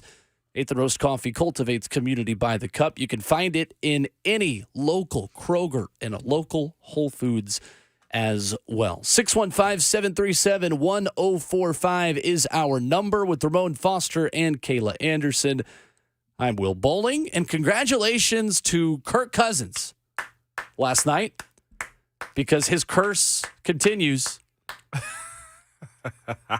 No team has ever lost to Kirk Cousins and won a Super Bowl in the same year. Hey, okay. I'll clap it up for Kirk. I'll give it up to Kirk. Bring his ass to the AFC West, man. Come on. Get this over with. Come on over.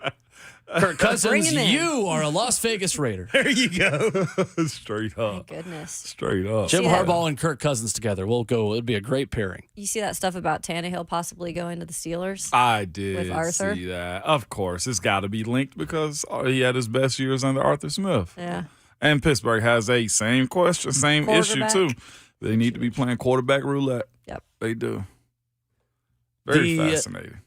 Kansas City Chiefs turnaround, guys, started with a loss on Christmas Day to the Las Vegas Raiders in their pursuit of another Super Bowl championship. Adam Teicher of ESPN.com wrote this story last night that it was as big of a wake-up call as a team has had in recent memory, saying that Patrick Mahomes, Travis Kelce, that entire offense specifically took that game and raised their level after Christmas. Patrick Mahomes saying after the AFC Championship game, I saw more from within the building, just how hard guys were working, how guys were taking that loss personally. You kind of know how they react after games if you're going to be in the spot or if you're going to have a chance to be in the spot. Guys weren't happy. They put in the work. They got better.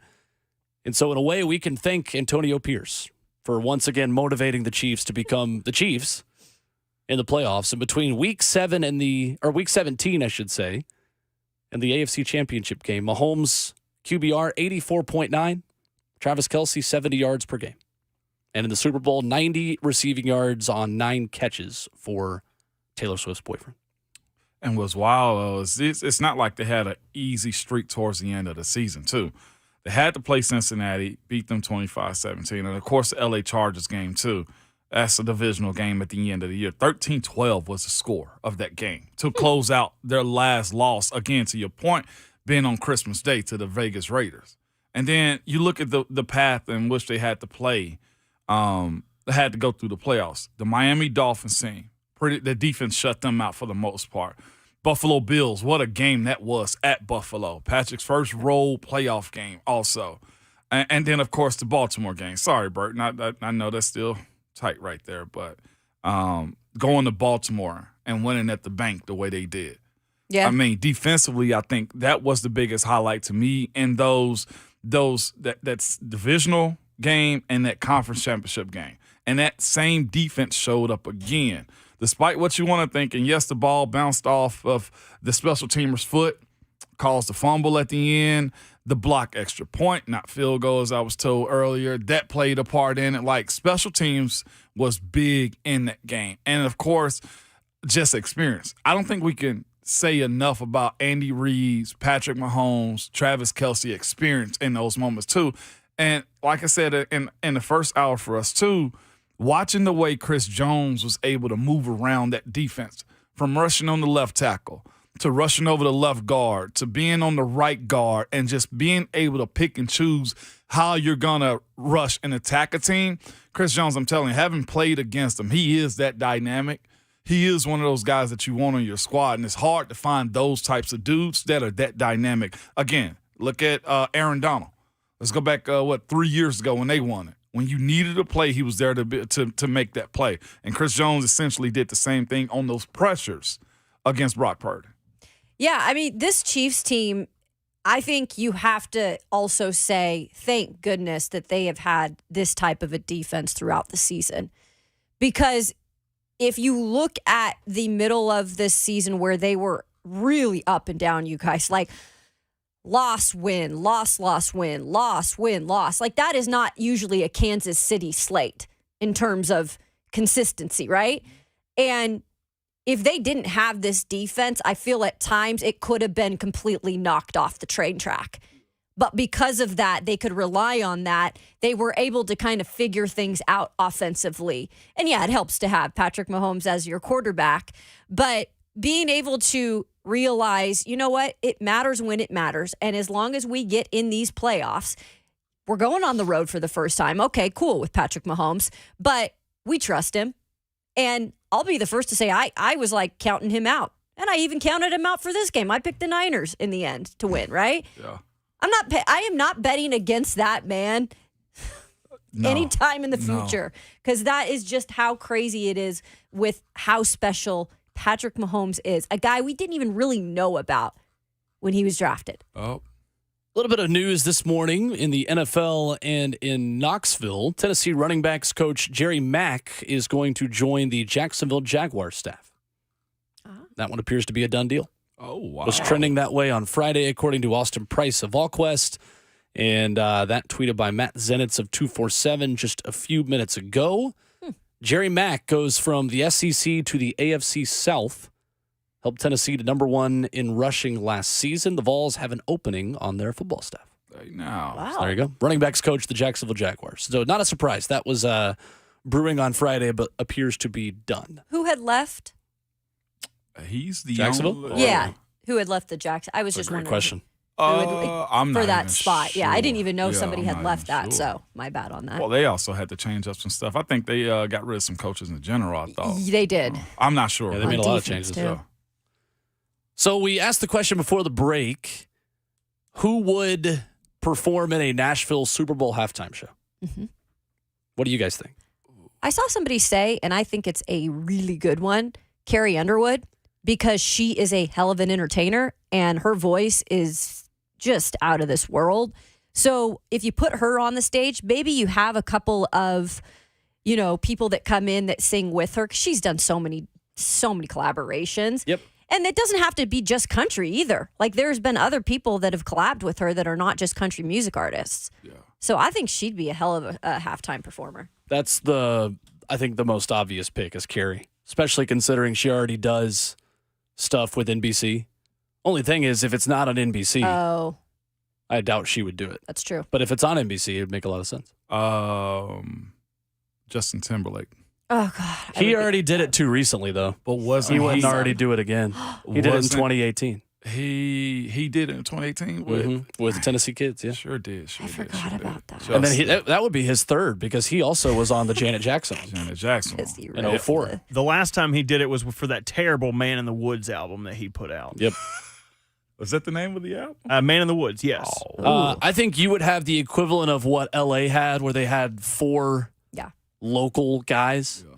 I think you would have Chris Stapleton and Luke Combs do it together. That's my pick. Jelly Roll. It's kind of a cop out. As a guest, you know, I love Jelly Roll, but as an add on to it, yes, absolutely. And I don't mean any disrespect. I love Jelly Roll. Yeah, but that is, I think a lot of musicians would also admit to you that Super Bowl halftime shows are reserved for the top 1% of like the last 10, 20 years of stardom. I think that's the struggle with nailing any of them down because when you look at halftime shows, it's never for football fans. The halftime show is for everyone else. And it's not always for the city you're in, too. Like Maroon 5 did it in Atlanta. Ooh, that was bad. Like Which was a miss. Atlanta would have been the year to have Usher. Yeah. Or Outkast. Literally, you have so many Outkast. good options in Atlanta. Yeah. That'd be. Now I'm wondering. Now I want this to happen. Carrie it's Underwood, gonna happen. Carrie At some Underwood point. is the best option because she transcends just country, but also represents Nashville in a way. Sure. But I think Nashville would want. I think they would want, again, like you had in L.A., where you've got like 3 or 4 headliners. Mm-hmm. You got to put Chris Stapleton in there. Chris Stapleton, I think, is the other pick. Garth Brooks is kind of an outside shot, but that would be a little bit more catered to country. But the last country artist to do the halftime show would have been a while ago. Yeah. A while ago. I'm looking at the list right now. I mean, there's not been just a straight up country music singer. Well, the genre isn't as strong as it was. Oh, I don't know about that. It was not as popular as it was. I don't Maybe know about that either. Shania Popular, Twain. So rap different. is still dominating. You'd be surprised. I'm telling you, what is still dominating. I know. But as far as like who, you putting Morgan Wall in there? I mean, his album numbers are always in the top 2 or 3 every year right now. Country's so different now. Why But he doesn't have been enough a country appeal. guy or I gal don't know. then? That's what I'm asking. That's what I'm saying. Well, like you had Reba do the national anthem, so that you had country representation of that. so much like legacy behind Reba too, though. And you had Chris Stapleton do the anthem, 2 years ago? Yeah. But So it's they like had what's country singers do that. Side acts, right, not the main. but it's not the. That's why I think Carrie could do it and transcend because she does have a lot of like hits, right? Yeah, she does. But I think it's important to like get some of the collabs in with her because I think you have to when you have a star like that in a specific genre. You really have to like make sure you're reaching out to everything because I want to see those collabs. I'm not a diehard country music fan by any means, but I definitely know Carrie's songs. I don't on that one. Shania Twain is the last one in 2003. She's the only country singer, it looks like, to do halftime. Do you know any of those songs around? Of who? Shania's? Shania's? Yeah. No. Let's go, girls. Boots have your bed. I did that in reverse. Who? Who's bed have your bed? Shania Twain. Look her up. Oh, dude. She I is know also who she not is. just I don't country, know though. her music though. She, Any man of mine. like a lot of people, has transcended just country. You Lindsay says Paramore. It's a great pick to do Nashville. That is a great pick. Nashville's own Haley Williams. the pro tip behind that is Rock Nation's in charge of booking the artist for this one too. So that's the other really? side of So I'm looking at their artists that they have on their list. That's the other side of it also. Coming up next, we will shift the conversation to the Tennessee world with an injunction hearing coming up tomorrow between the state of Tennessee and the NCAA. What is the latest on Tennessee's legal battle with the NCAA and what tomorrow could bring on a case that is about to change one way or another? Adam Sparks has been leading the charge reporting on all of those details for the Knoxville News Sentinel, and he will join us coming up next.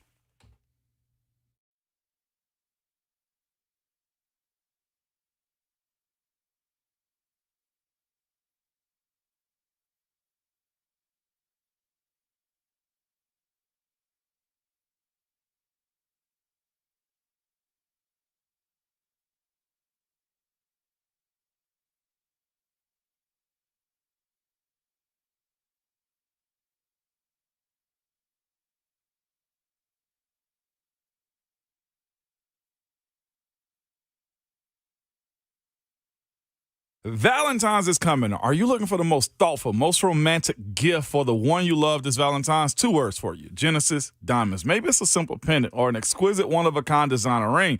Genesis can help you pick out the most memorable and special piece of jewelry for the occasion. And to make it even sweeter, now until Valentine's, whether you spend $199 or $199,000, Genesis will give you some chocolates, fresh flowers, and a dinner out at no charge. This is a great deal, all right? It's a one-stop shop for the ultimate Valentine's Day experience. When you buy any piece of beautiful jewelry, they will give you some beautiful flowers from Jenny's Florist, some yummy chocolates, and a gift card for dinner at STK Steakhouse. So stop wasting time. Get to Genesis Diamonds. They've got a spectacular collection of memorable romantic gifts for $199 to $199,000. And right now, they're going to throw in some chocolates, flowers, and a dinner out at no extra charge. Happy Valentine's Day from Genesis Diamonds. They're located in Green Hills and Cool Springs.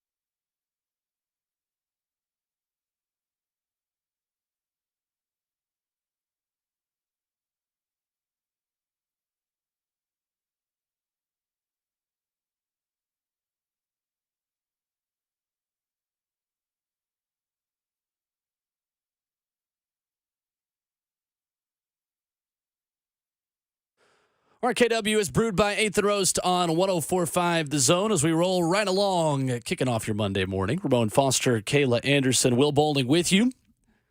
Big injunction hearing in court tomorrow as Tennessee continues its battle against the NCAA. And joining us now to discuss that, he is Adam Sparks, our good friend from the Knoxville News Sentinel. Good morning, Adam. How are you? Not bad, not bad. Doing a lot of work that I didn't think I'd be doing at this time of year. I've been reading the last hour on due process of law rather than recruiting. So it's not the February that I thought I would have. I was curious to know, like, if y'all want to get into the law stuff of this or just the nuts and bolts, because most of this weekend, UT fans I've run into have basically just narrowed it down to, like, the injunction hearing, that hearing on Tuesday, like, what needs to happen for Nico to play? Right. Mm-hmm. Right. They're not directly connected, but I understand the sentiment. If it's an injunction hearing, it go 30 minutes, maybe go 3 hours, somewhere in between, on Tuesday in Greenville. I'll be there. I'll try to get in. There's 14 seats for media, so we'll be jostling to get one of those. If the injunction hearing is granted, then NIL rules, for the most part, as we know them, are frozen immediately, and probably done forever. If the injunction is denied, then NIL rules can last for at least a few more months till the case is decided. What that means for UT is, if the injunction is granted, the NCAA will probably leave campus not long after that, and there probably is not going to be any major violations. If the injunction is denied, then NCAA can stay as long as they want. They can push the investigation forward, and they just sort of have to, decide if they want to press the issue or not. Now, as far as Nico goes, I think he's gonna play. I don't think his eligibility is going to be in question. I think the more of the penalties that Tennessee needs to worry about right now is like postseason ban and things against the university. Adam Sparks, Knoxville News Sentinel, our guest. Adam, Tennessee also retained William Burke, a partner at Washington, D.C.-based firm Quinn Emanuel Urquhart & Sullivan, over the weekend, a big-time lawyer who, as you wrote in the Knoxville News Sentinel, is an NCAA killer and in a lot of ways just a big public case killer. What sticks out the most about his resume to you? It's the type of lawyer that he is. So if you go back to the Jeremy Pruitt case, Tennessee went and got the best NCAA lawyers that money can buy. Mike Glazier and his group, their background was like they had worked on the NCAA side, sort of like NCAA prosecutors, so to speak. So their specialty was all NCAA college sports cases. This guy doesn't deal with NCAA at all, has not in the past at all.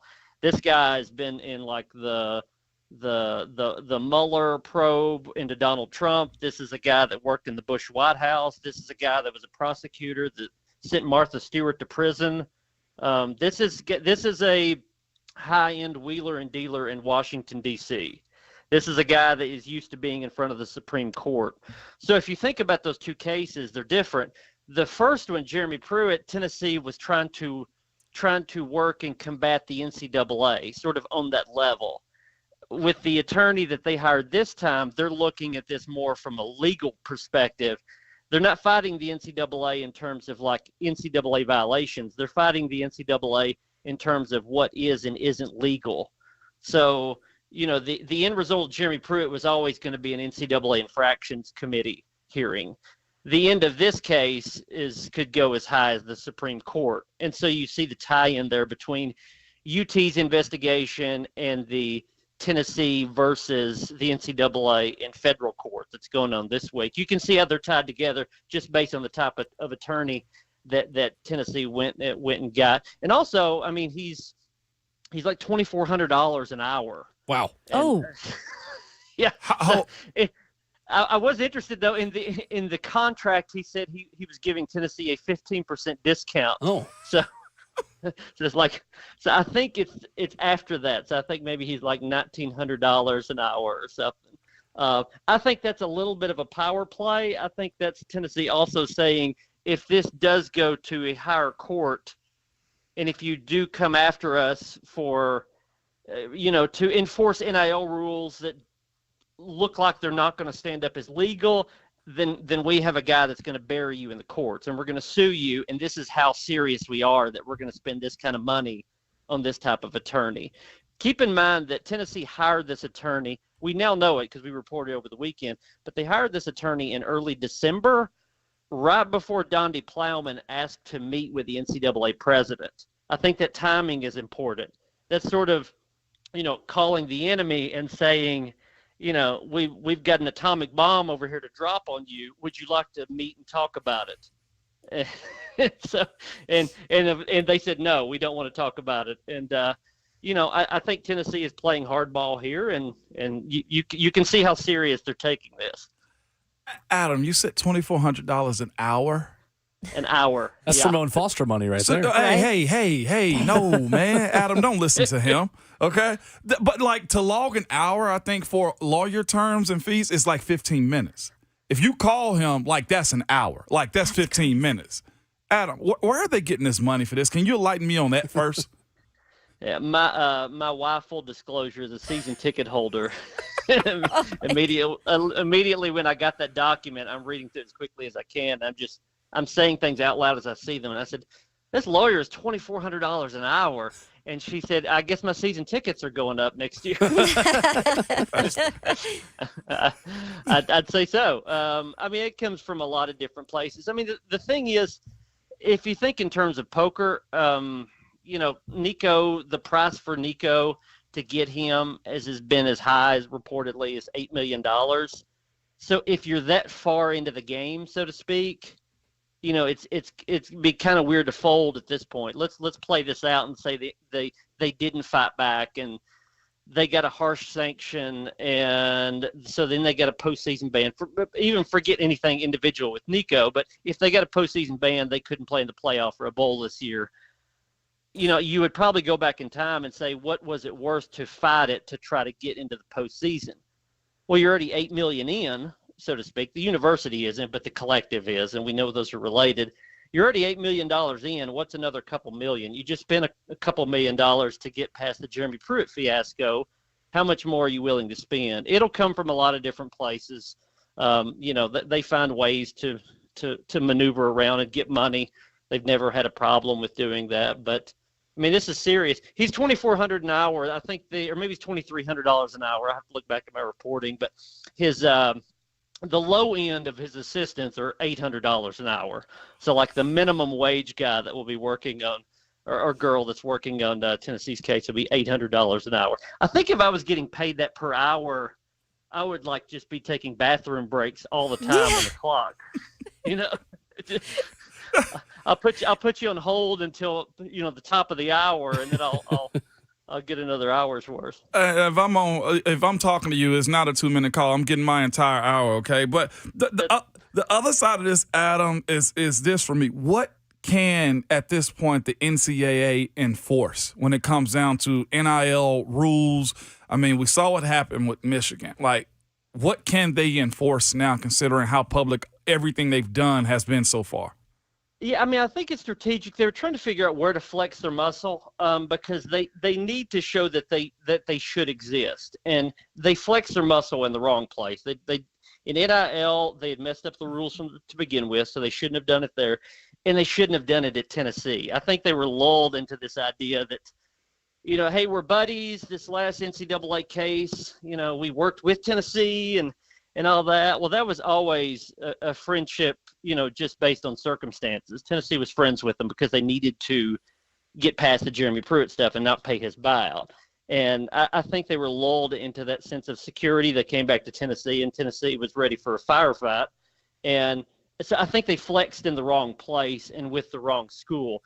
If it looks like NIL rules are going to be struck down eventually. Even the judge said in his order last week that eventually these are going to be, you're probably going to lose. The NCAA is. These violate antitrust laws. So NIL rules could go away on Tuesday. They could go away like in 6 months. And really, I think maybe the writing on the wall is there for the NCAA to just like sort of figure out something else to do, because they kind of know what the result of this is going to be. If the injunction is not granted in Tennessee's case, then that probably just gives the NCAA a little bit of time to figure this out before they get defeated. Adam Sparks of the Knoxville News Sentinel joining us this morning on RKW. And that was kind of my question, Adam. Like, if Tennessee wins this, you were saying the NCAA probably leaves UT alone. And for them, it's just not a good look. And it's not a good look already by picking on Tennessee for what they're picking on them for. But how far down the road do you see the NCAA being able to last, especially if they do not win this war? I mean, the problem is there's no good fix about this. I've got a story up on knoxnews.com right now of like playing out the different scenarios that happens here. Are athletes going to be employees? Are they going to be, individual contractors? Are you going to, are you going to have NIL with absolutely no rules? How's that going to work? And I find that every college football fan or even media member that I talk to, whatever plan for the next stage of college football that they want, that they're rooting for, I feel like they're going to be opposed to when they actually see it in practice. Because I feel like whatever we end up is going to be like the best of bad ideas. Because they're kind of all bad scenarios. There's all pros and cons to these. And, the NCAA is just trying to figure out how to survive. I do think Greg Sankey's the biggest player in all this. He said publicly last week that he doesn't have this magic plan that he's going to unveil. He's got maybe some good ideas, but the NCAA, I think at some point has to step back and say, we're going to organize things. We're going to run the NCAA tournament and all these other championships. We're going to do that. You guys worry about the rules, you guys being the conferences. And I think that's probably what we're going to. Yeah, and it makes sense too, right? Because college football is the biggest money generator. That's what's the most watched. And you brought up Greg Sankey, and I feel like he is always a guy we point to that just, he gets things right. And he does things, I feel like, the right way overall. You see, could he do something where would he have to leave the SEC if he could become the head of whatever takes over for college football? Could he do both? Or, because I see him running something like that. Yeah, I mean, he could. I think he wants the NCAA to exist. I think sometimes we get this wrong and we think that, Greg Sankey worked in the infraction side of the NCAA. He has been on that side of things as much as he has the side of the SEC. He wants the NCAA to exist and continue. He doesn't want that mess of running all those things and figuring out where the NCAA lacrosse national tournament is going to be. He doesn't want all that. If you separate football, that could work. It's separated already a little bit now with the CFP. But I believe him when he says he doesn't really have a one-fits-all solution. And I don't think really anybody does. I think probably what we're going to go through about 2 or 3 other bad stages before we figure this out. I think in the immediate term for Tennessee, it's just get the NCAA off your campus and just be able to play football and to be able to pay athletes. And, for now, that means getting the injunction granted or getting some language, even if it's denied tomorrow, getting some language in the order from the judge that just reinforces the fact that the NIL rules are going to be unenforceable probably at least months from now. Adam Sparks, Knoxville News Sentinel, our guest this morning on Ramon, Kayla, and Will. Adam, I know it's hard to ever predict what's going to happen in court in some scenarios, and even more difficult when the NCAA is involved. But what's your gut feeling on the way this injunction goes tomorrow? It's a coin flip, I think. It really is. I talked to the Attorney General a few days ago, and he admitted that if you don't get if your restraining order is denied, it's plausible that your injunction will also get denied. The Tennessee side of it, the state of Tennessee is arguing that you have to stop these NIL rules right now, this week, or there's going to be irreparable harm done. That these recruits won't know which school to pick because they can't discuss how much the NIL money they're going to get. You got to fix this now as opposed to a few months from now. And, it's really up to the judge whether he thinks this is like an immediate concern. He didn't think the restraining order was. There's going to be extra arguments tomorrow of why he needs to shut this down now rather than later. I'll say that the UT side of it and the state of Tennessee side of it celebrated the language in the restraining order as much as they did whether or not it was granted. And I think you'll probably see that in this one. The language in the restraining order was, hey, this is denied, but NCAA, you're probably going to lose down the road. That was a big celebration at UT, that it was like, okay, we're going to win. We just don't know if we're going to win this week or like in 6 months. And, that's sort of a signal to the NCAA that they probably need to back off sooner than later. And so whether it's granted or denied, I think that certainly matters. If it's granted, NIL's probably done, and NCAA is probably leaving UT. But if it's denied, and the language, again, reemphasizes that these violate antitrust rules, NIL rules do, antitrust law, then there's going to be a celebration over that as well. He is Adam Sparks, covering Tennessee for the Knoxville News Sentinel, at Adam Sparks, doing a terrific job on Twitter as well. Adam, I know it's a busy time, and we've all learned a lot of legal jargon over the last couple of months, so we appreciate a couple minutes this morning. Thank you. All right, guys, y'all have a good one. Thanks, Yes, Adam. Thanks, Adam. There's Adam Sparks with us this morning, saying it is essentially a coin flip on tomorrow's injunction, but Tennessee should feel pretty good regardless. It was a good breakdown. He's done a really good job throughout this whole process of just putting this in the simplest of terms, because I'm glad that people much smarter than me, like him, are reading and interpreting these things, because there are a lot of court documents and fine prints to sift through. And legal jargon, which I don't pick up on a ton of it. So, yeah, Adam is doing a great job of breaking that all down. It's not easy. Couple of former Vols shined on yesterday's Super Bowl stage. We'll discuss that coming up. Juwan Jennings had a very real shot at being Super Bowl MVP, and the coach that he, on the record, was not a fan of, tried to take credit for it yesterday. We'll talk about it next.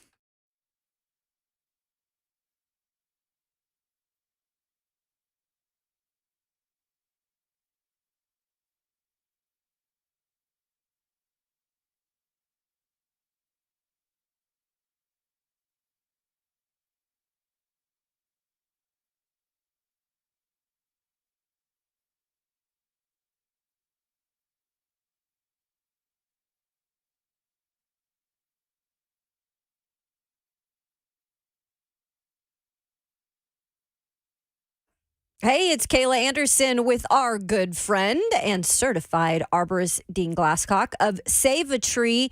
And Dean, what can you tell us this morning about the plant healthcare you guys offer? Yeah, hey, good morning, everybody. I hope everybody's feeling good after that great game we watched last night. 615-299-9999. That's the number. Pick up the phone and give us a call if you're thinking about your trees and shrubs around your home. And we're particularly now starting to focus on the plant health care programs for this coming season. The pressure from the insects are going to be pretty devastating, I would say. There's a lot of more insect pressure from not having enough cold weather long enough to hold them back. So right now we're out spraying and we're doing our horticulture oil and beginning our season to prevent this from happening so we can protect your trees and shrubs around your home. So give us a call, 615-299-9999. Been around a long time, certified arborist. Don't forget it, Save a Tree, SAVATREE.com. We want to serve you if we can, so give us a chance. All right, y'all have a great week. Thank you. They are the experts, Save a Tree. Still the same excellent service and experienced team you have come to expect. So you can call them 615-299-9999, or like Dean said, you can go to Save a Tree. That's SAVATREE.com.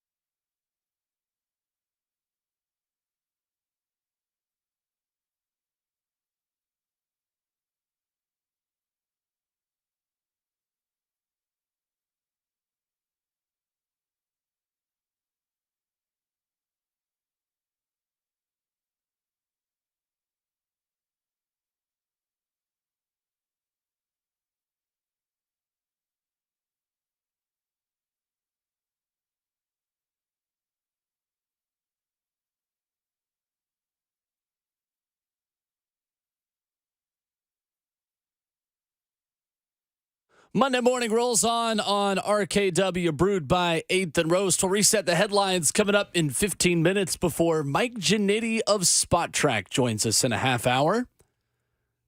The NFL machine never stops moving. Off-season, here. And for most NFL fan bases, the off-season more interesting than a lot of things that happen during the season. And that would be the case here as well. It really was. Going to be a big one. 615-737-1045 is our number.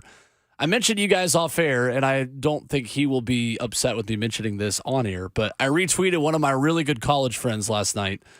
My buddy Rob had $10 on Jawan Jennings to win Super Bowl MVP.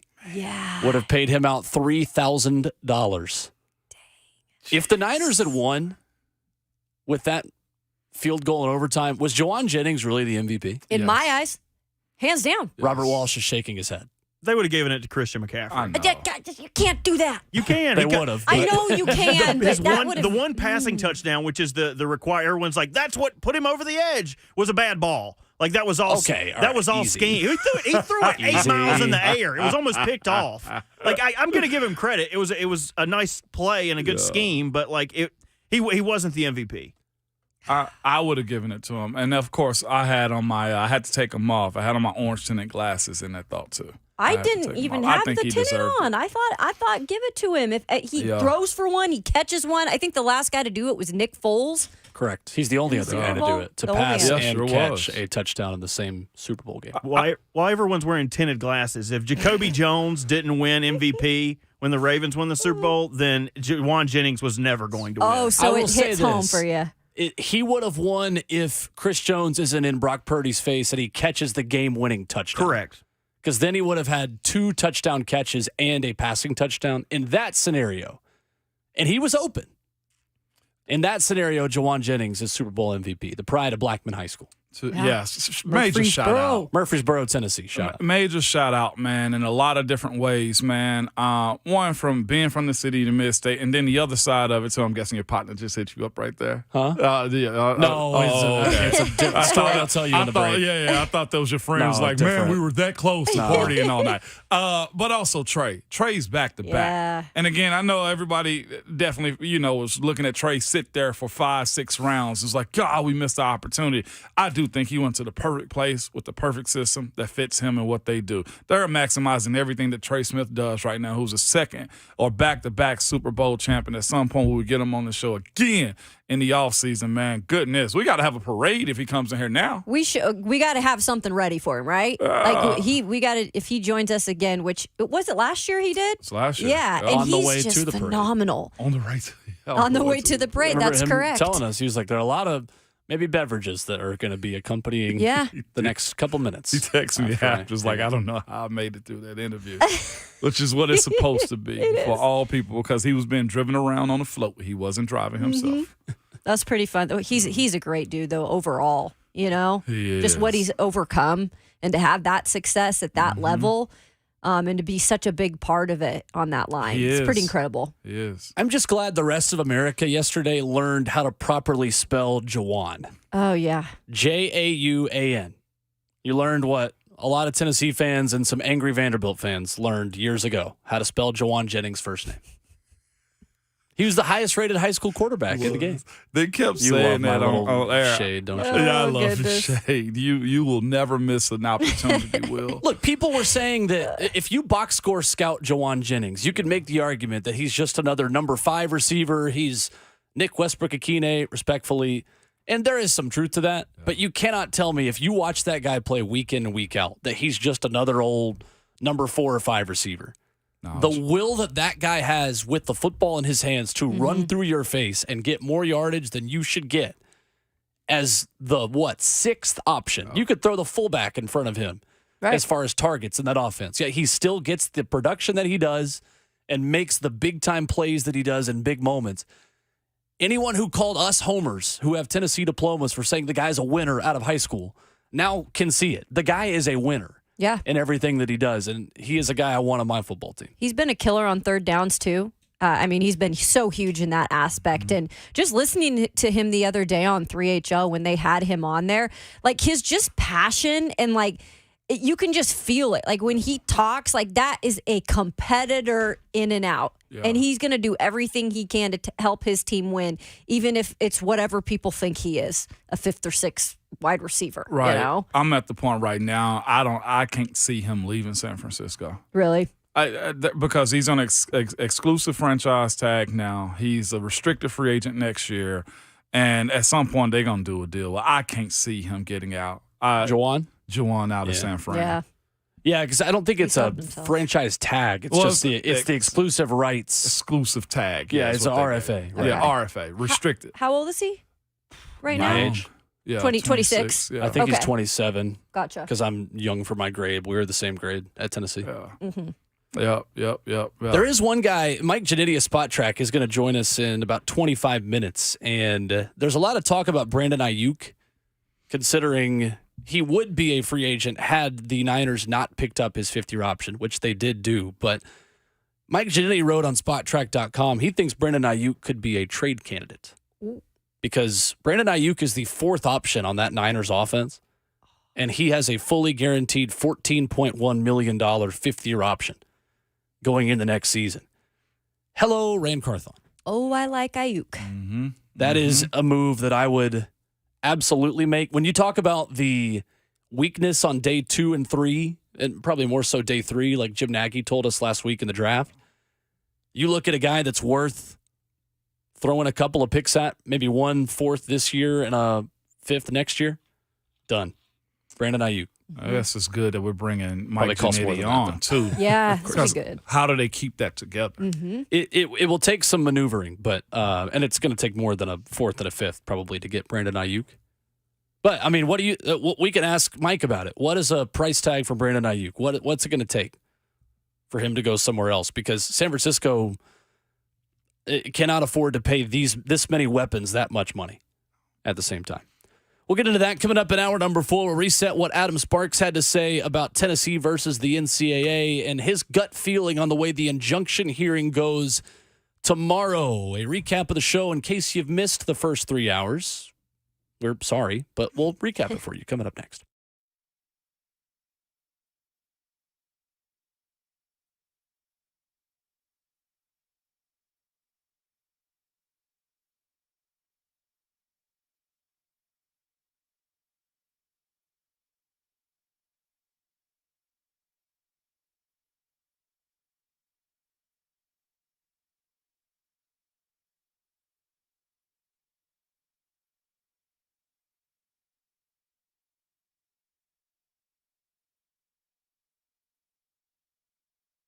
Hey, what's going on? It's Will Bowling for my friends at Brentwood Hearing Center. Hey, do your challenges hearing conversation keep you on the sidelines when having dinner with family or friends?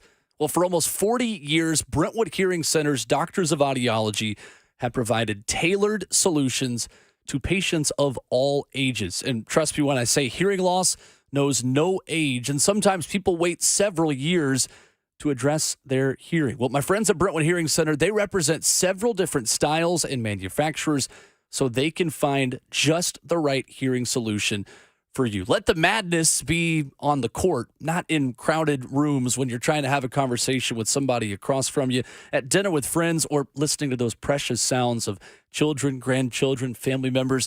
Give Brentwood Hearing Center a call at 615-377-0420. Maybe you've got a parent or grandparent that comes to mind on someone who's maybe not hearing or communicating with you as clearly as they did. Give them a call, 615-377-0420. Their website is great as well at BrentwoodHearingCenter.com. They'll help you get off the bench and back in the game. 615-377-0420. That's Brentwood Hearing Center. Better hearing, better life.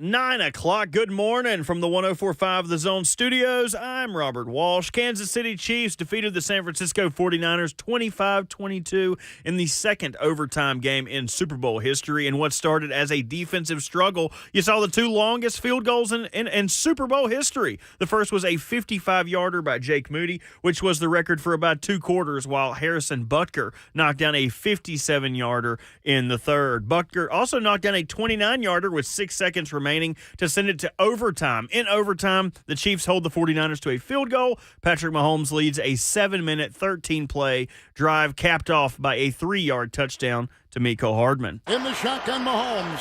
4-man front, receiver motion, low snap. He runs and he throws, caught, touchdown. It's caught. Hardman caught the ball. The Chiefs have won. The Chiefs have won. The entire bench empties. Chasing Mahomes in the end zone. Their third Super Bowl in 5 years. The Chiefs are back-to-back Super Bowl champions.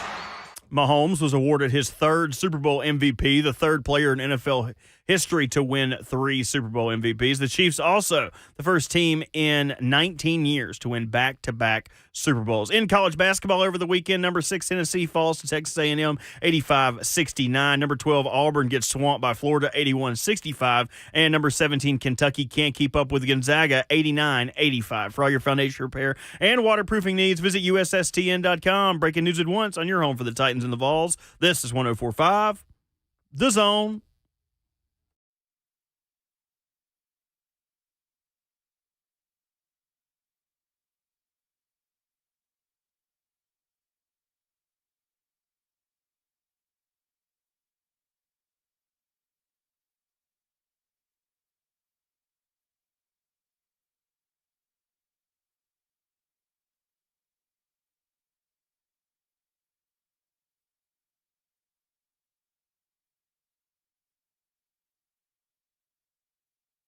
Hour number 4 in a Monday morning edition of RKW is brewed by 8th and Roast. 8th and Roast Coffee cultivates community by the cup. Your favorite retail bag is sitting there waiting for you. Your local Kroger, your local Whole Foods. Go by, get some coffee, and thank us later. It's the off season. It's time to change our habits a little bit. We've got to freshen up our morning routines. There's not football to recap from the night before starting tomorrow. For the rest of the spring, summer, we've got months. You got to wake up and kickstart yourself just a little bit better, a bit more efficiently. 8th and Roast Coffee is the way you're going to do that. It is, man. Preaching right now, Will. Keep going off, man. I will stand up the next time I preach. Ramon Foster, Kayla Anderson, Robert Walsh, our producer. I'm Will Bowling. On the phone lines at 615-737-1045. Highest QBR in a Super Bowl winning postseason since 2006. Patrick Mahomes has 3 of the top 7 postseasons in terms of QBR by a quarterback since 2006. 2019 is number 1, 2023 is number 3, and 2022 is number 5. Who are the other quarterbacks on that list? Do you have that information? I am glad you asked, Robert Walsh. Number 2 is 2009 Drew Brees. Number 4, 2010 Aaron Rodgers. Sorry, Ramon. Hey, no lie, though. I saw you put a pivot right, put a point right there real quick. Yep. He was on fire.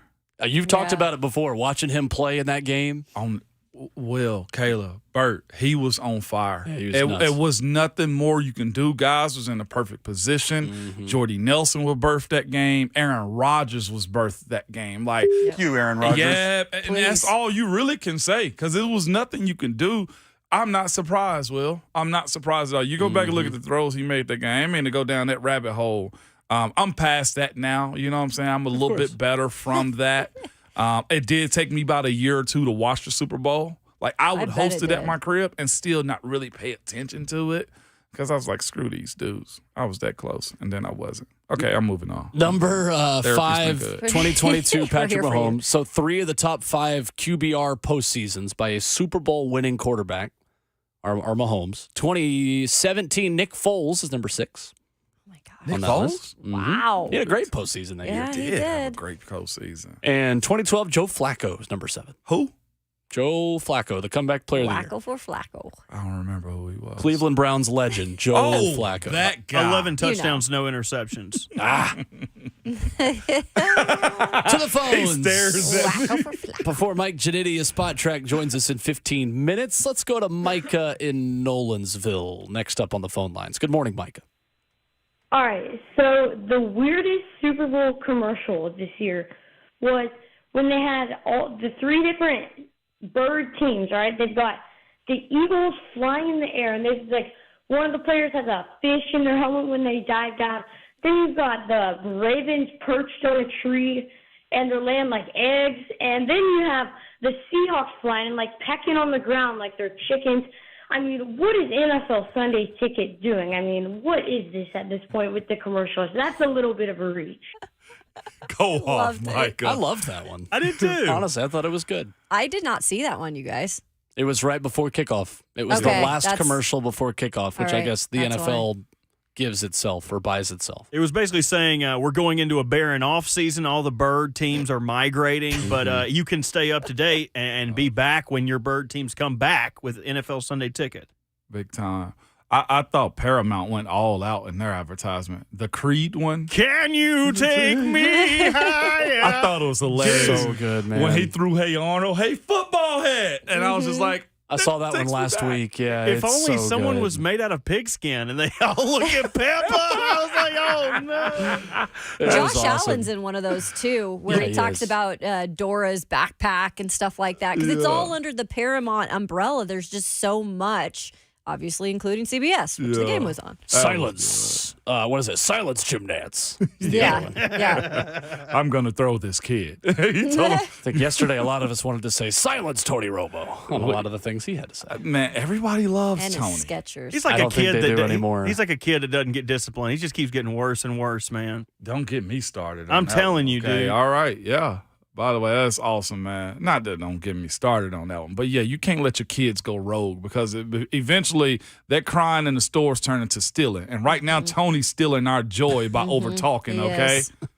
And singing songs. yeah, like come on, bro. No, he wasn't even singing. He was just making noises going into break. It was Tony. I hate it for you, man. He's You're a not that guy, premature. Tony. You're not that guy. Yeah, for sure. Fair enough. That's fair. I take that. Another crown was given last night So who? to our esteemed producer, Robert Walsh, the champion of the Thursday Three, Woo, officially. Nice. Oh. Officially. I wanna There thank you go, first Bert my Bert. constituents, all the people that help me day to day do this job. I'd like to thank Ramon for setting the bar so low that it was impossible not to clear it, and my other competitors for keeping me honest. You guys are really what I do it for. Look so at that. Bert, nobody appreciates your little speech. Okay, that was for you, And man. your gift will be a can of poppy that I will bring Oh, tomorrow. I love that. I love that. Poppy. Make sure it's the Get Better drink. than that Poppy. can of Yeah. whoop ass Oh, yeah. Ramon's going to open on me in the break. So, You know you're my guy. I ain't gonna yeah, mess you're with my you. guy, man. That's right. Mess with you too much. That is right. 615-737-1045. Let's go to Dave in Mount Juliet up next. Go ahead, Dave. Hey, guys, how y'all this morning? Good morning. Good. I'm just really excited about the UT basketball changing a little bit. I was so excited to watch the game on Saturday night and then just so disappointed. And, you know, I just don't understand what's going on with Barnes when we get close to March. It's just like he just don't even coach. That game wasn't coached. He's just yelling and screaming at players and not putting them into defensive positions. And our subs, what was that all about? He didn't play any of the young guys. He just kept them 5 and 6 year seniors in there, and they got beat to death. You know, I just wanted y'all's opinion on that. He needs to let the energy come. Let these guys play. This might be the best basketball team we've had in a while. Yeah, Let's thanks, see. Dave. I don't think that's fair to say. Rick Barnes is not coaching right now. You had a team in Texas A&M who's ranked in the 300s in three-point efficiency have a really good night shooting the three. I don't think that's fair at all. A&M's a great team at home, and I thought it was interesting the other day. I retweeted this, that unranked teams at home this year have a winning record against top 10 opponents in college basketball. That's crazy. So unranked teams at home against teams ranked in the AP top 10 this year, 31 wins, 28 losses. This is not just a Tennessee problem and a Rick Barnes problem. Every top 10 team, when they go on the road to unranked teams, is losing because everyone is old and everyone's experienced because of COVID and NIL right now. I think you said that last week. When we Yes. talked about this preview of the game, you said, watch out for Texas A&M on the road. Because we were talking about LSU, and then they were going to face them next. And I remember him saying that. Yep. They're a And good watching team. it, I was like, dang. They get to the free throw line. They play really good defense. They're a great basketball team. I mean, then you also had the exact situation and breakdown in Florida Auburn. Yeah, Florida punked them. Yep. Which we called also on Friday. Completely punked them. I bet them plus 2.5. It was easy. Like, golly. So home matters. It is going to be interesting here in Nashville, the SEC tournament, how they play here. What's the advantage of playing on the road, like in the neutral site for most of these teams? I mean, Vandy should be winning that one considering it's here in Nashville. Well, that's not really a home. We've talked about it before. If that's the case, Tennessee should be winning here because they have the biggest fan base in Nashville. I'm trying to throw a bone here, Will. No, I'm trying to, no, man. it's fine. It's fine. He's throwing a little stick. There are 5 or 6 fan bases that would say they have more of a claim to being home than Vanderbilt for that, including Kentucky. Yeah, well, yeah, that's true too. Kentucky will travel well too. Did you see they the all live reaction of? I know the Vols lost. Yeah. I know everybody's going. Well, what about the Vols losing? Okay, I know that to be Guess true who too. beat Kentucky? But Zaga. Zags. But not even just that. 3 straight losses for the first time ever. In that building. And what was most telling to me? Not most telling. Of course, everybody feels that way. As Kyle's going through and shaking Zag's coach hand, it has to be a big money guy because he's sitting on the floor, is looking at Calipari just shaking his head. And I'm thinking to myself, a phone call was probably made after that. Like, Cal, I know tomorrow's our college day, but if there's anybody that mostly has no excuse, he has to be in that conversation. Since 2014? Doesn't look good right now. Yeah, so the unranked teams at home against teams ranked in the AP top 10, the last 5 seasons, they were 27-62 5 years ago, 23-38, 20-55. Last year, unranked teams at home against top 10 teams had 19 wins and 59 losses. This season, unranked teams at home against top 10 teams are 31-28. That is from a 24% winning percentage to a 53% winning percentage. And we can talk to Ron Slay more tomorrow about the reasons why that is happening. But anybody making this a Rick Barnes and Tennessee issue is not paying attention to everything else that's going on in college basketball. Rick Barnes said it after the game. He said, no, I'm not really worried. Only worried if you don't learn from it and grow from it. It's a disappointing loss because of the way it happened. No doubt about it. Not making excuses, but a lot of home teams holding court that are home dogs against top 10 teams this year. Coming up next, though, we'll shift the conversation back to the NFL world as Mike Ginnitti of Spotrac joins us. How easily can the Chiefs afford to keep the band together? And his piece on 10 Super Bowl players who are looking for a payday elsewhere. And yes, Titans fans will ask him about T. Higgins and his chance of being tagged in Cincinnati as well. Mike Ginnitti, contract experts, joins us next.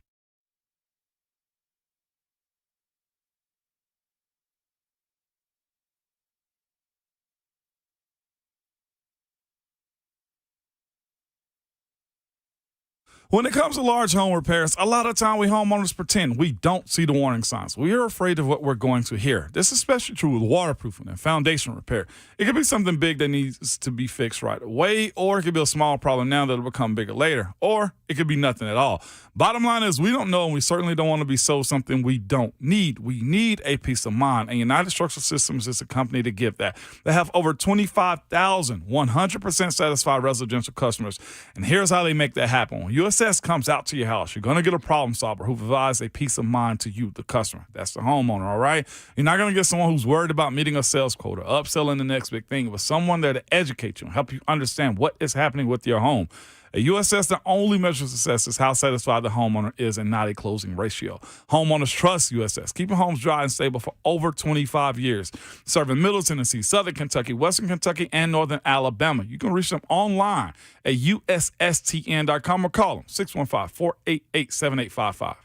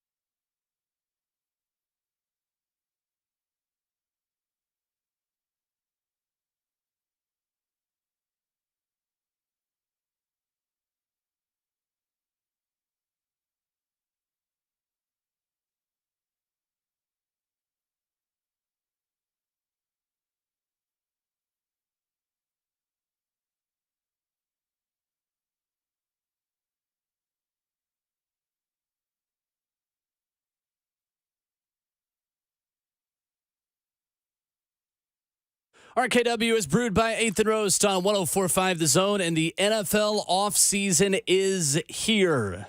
With Ramon Foster and Kayla Anderson, I'm Will Bowling. Joining us right now, the best source to discuss NFL free agency, the contract numbers, and players who could be on the move who were playing last night. He is Mike Ginnitti of Spotrac. What's up, Mike? How are you? Doing well. Big weekend here. Just kind of coming down from the big high.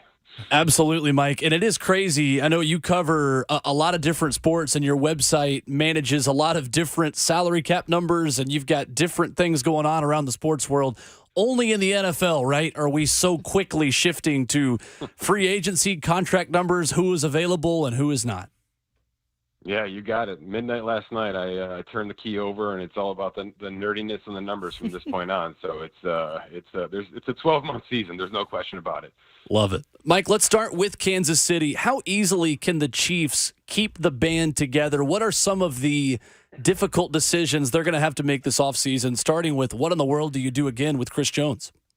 Yeah, it's not an easy offseason for them. I dove pretty heavily this morning into that specifically, right? I mean, does Travis Kelce return, right? That's probably X factor number one, because you've already got to replace 3 or 4 weapons from a running back wide receiver standpoint. And then if he walks away, it's a really big situation. So L'Jarius Sneed, Chris Jones, a couple of linebackers, etc. You're talking hundreds of dollars of guaranteed money that has to get thrown out just to retain those players, or you just kind of make this a revolving door situation, and every offseason you're just going to lose 6 or 7 notable players and have to hope that Mahomes and Andy Reid can right the ship at the end of the season. So not easy. One of the harder off seasons for a winner, I'd say, that over the past couple of years, 49ers a much easier path to run it back with that roster that we saw yesterday. Mike Ginnitti, Spotrac, our guest this morning on Ramon, Kayla, and Will. And Mike, you wrote about on Spotrac yesterday about 10 players looking for a payday in the Super Bowl and ways that maybe they look elsewhere to do that. Brandon Ayuk was an interesting one in that, because he's headed towards a $14.1 million fully guaranteed 50-year option, but may be a trade candidate considering the other options that San Francisco has. With the Rand Carthon connection here, Mike, Tennessee fans are very interested in 49ers that could potentially come over here. What would he look like as a potential trade candidate? How would that work, in your opinion? I think it's an excellent fit, and I think without a doubt that Brandon Ayuk's name is going to be in trade rumors over the next couple of weeks as we approach that March 13th date. So, what does it take? The problem is he's been kind of pigeonholed, right? He's the 5th option on an unbelievably explosive 49ers offense. So, you're bringing a player in who's going to outkick his coverage quickly. He's going to become a number 1, number 2 option wherever he ends up. And that's going to cost upwards of $22, $25 million a year. It's just the going rate for that 2nd tier, 3rd tier wide receiver that has a higher ceiling. So from a draft pick compensation standpoint, you're in that 2nd to 3rd round range, but knowing what kind of contract is coming behind that after the 5th year option season, it's not an easy undertaking for an organization, but don't get me wrong, there's at least a half a dozen teams thinking about this exact scenario right now. Mike Ginnitti of Spotrac with us this morning. Mike, thanks for joining us, man. Spicy offseason, I think, here for the Titans, too. And that's where I want to start. I think last night showed us that defense does win championships, and also Patrick Mahomes, too. But the defensive side of things, man, is there a world where here in Nashville with them having a rookie quarterback still that you can go get a D-tackle, D-end type like Leonard Williams or Chris Jones or DJ Reader and make that work here for this Titans defense? Look, for a long time, this position had been devalued, right? You were seeing $5 million veteran contracts. You were seeing teams go into the 4th round and try to put starting lineups out there with mid-tier defensive tackles and just trying to bolster it. You're seeing the swing. You're seeing the swing happen where, the quarterbacks have such quick releases that this interior defensive lineman has become maybe as highly valued, as highly sought after as the edge defender. And you're just going to have to pay a premium, unfortunately, right? We saw what happened with Montez Sweat last year, who could play inside, outside. If you got that hybrid type of player in you, you're a $25 million player right now. So, yes, Tennessee can do it, if they're going to focus defensively first and then maybe patchwork the offense next offseason. But it's going to cost big, big money. Chris Jones is still a $30 million player. The Reader situation with the injury may be a little bit less impactful, but you're talking within reason, 20 to 30 million for any high stake defensive tackle that can move inside outside. And that, let's go to the other side of the ball with that too. For a high value or even above the line starter as far as guards and center, there's a few guys coming out: Andrews Peak, Kevin Zeitler, Connor Williams, just to name. And even here, Aaron Brewer is another one of those free agent guys. What is the going rate for those interior protection guys on the offensive side of the ball? Skyrocketing, absolutely skyrocketing, right? I mean, what we just saw Kevin Dotson do, moving from Pittsburgh to the Rams, probably made him $50 million guaranteed. No joke. He might be a $16 million per year player, doing what he did and knowing what the Rams do in terms of their offensive line. Brewer's not yet in that case. He's about an $8-9 million per year player in my system, so maybe 3 for 24, 25-ish, which is good value if he can play, if he's a 17-week starter. So. But there's no question that the center market, Creed Humphrey should destroy that center market next offseason if they don't sign him this year. It's an absolute avalanche of money that used to just go to that left tackle, and now we're seeing all 5 positions really thrive financially on that offensive line. Mike Ginnitti of Spotrac joining us this morning on RKW. So, Mike, another position that the Titans really need to upgrade on, and it's just been 2 years with not a lot of production back there in the secondary, is the cornerback position. Look, they don't have a 3rd-round pick right now in the draft. There are all these other needs. If you decided to go into free agency in this direction, obviously L'Jarius Sneed is the number 1 cornerback on the market right now. What are we looking like in terms of price to get a guy like that? Nobody made more money this year than L'Jarius Sneed in our system. He was an $11 million kind of fringe CB2 coming into the season because Trent McDuffie existed on that roster. He's an absolute superstar. He's an $18 million per year player easily. If somebody wants to overpay on like a J.C. Jackson type free agent contract, that wouldn't surprise me one iota. So Jalen Johnson, L'Jarius Sneed up there, top of the market. But there's talent, right? I mean, the Commanders have decisions to make on players like Kendall Curl and Kendall Fuller. The Stephon Gilmore situation in Dallas might be fluid. That's a veteran player who's still producing. So I do think it's a pretty good offseason in terms of both the draft and in the free agency for this position. But if you're going for one of the big fish, it's 18 to 20 million a year, and it's going to be painful. It's just where we are right now with that market. Well, it's been interesting here with what people think about, where Derrick Henry will go next. And there's a lot of, fans that want him back, rightfully so. They'd love to see him retire in two-tone blue. But in reality, I think you probably see him go somewhere else. But what's the market out there for him, Mike? This has been one of the more polarizing situations we've had this winter because, look, the stats still say $10 million a year. The stats still say he should sign a 2 for 20. He's still one of the highest rated. Even the advanced stuff still says he can do this at a high level. He's just not a dynasty running back anymore, right? He's a 1 or 2 year flyer, and you know what you're getting, I think. I still think that we get there, and it's important, by the way, for this running back market and this position financially, that he maximizes his compensation, even if it's with, right, Philly or Baltimore or one of these contending teams that may not have the cap room necessarily speaking. So I'm not going to sit here and say he's a minimum player, even though most of these veteran running backs at his age go down to the 1 or 2 million mark. But I'm just telling you what the math tells me. It's about $10 million a year. I don't know if we end up there, but for the running back's sake, I sure hope it does. Mike Ginnitti, Spotrac, our guest. Mike T. Higgins, as an East Tennessee native and as a Brian Callahan wide receiver, is a guy who people would love to be playing in two-tone blue here in Nashville this next fall. What are the likelihood that he gets franchise tagged? And if not, what does his market look like? Yeah, that's a great one. Cincinnati doesn't have a lot of operating room to work with, so that $20 million tag, $22 million tag may be a little bit rich for that. If we talk about a tag and trade, possibly I could get into that conversation.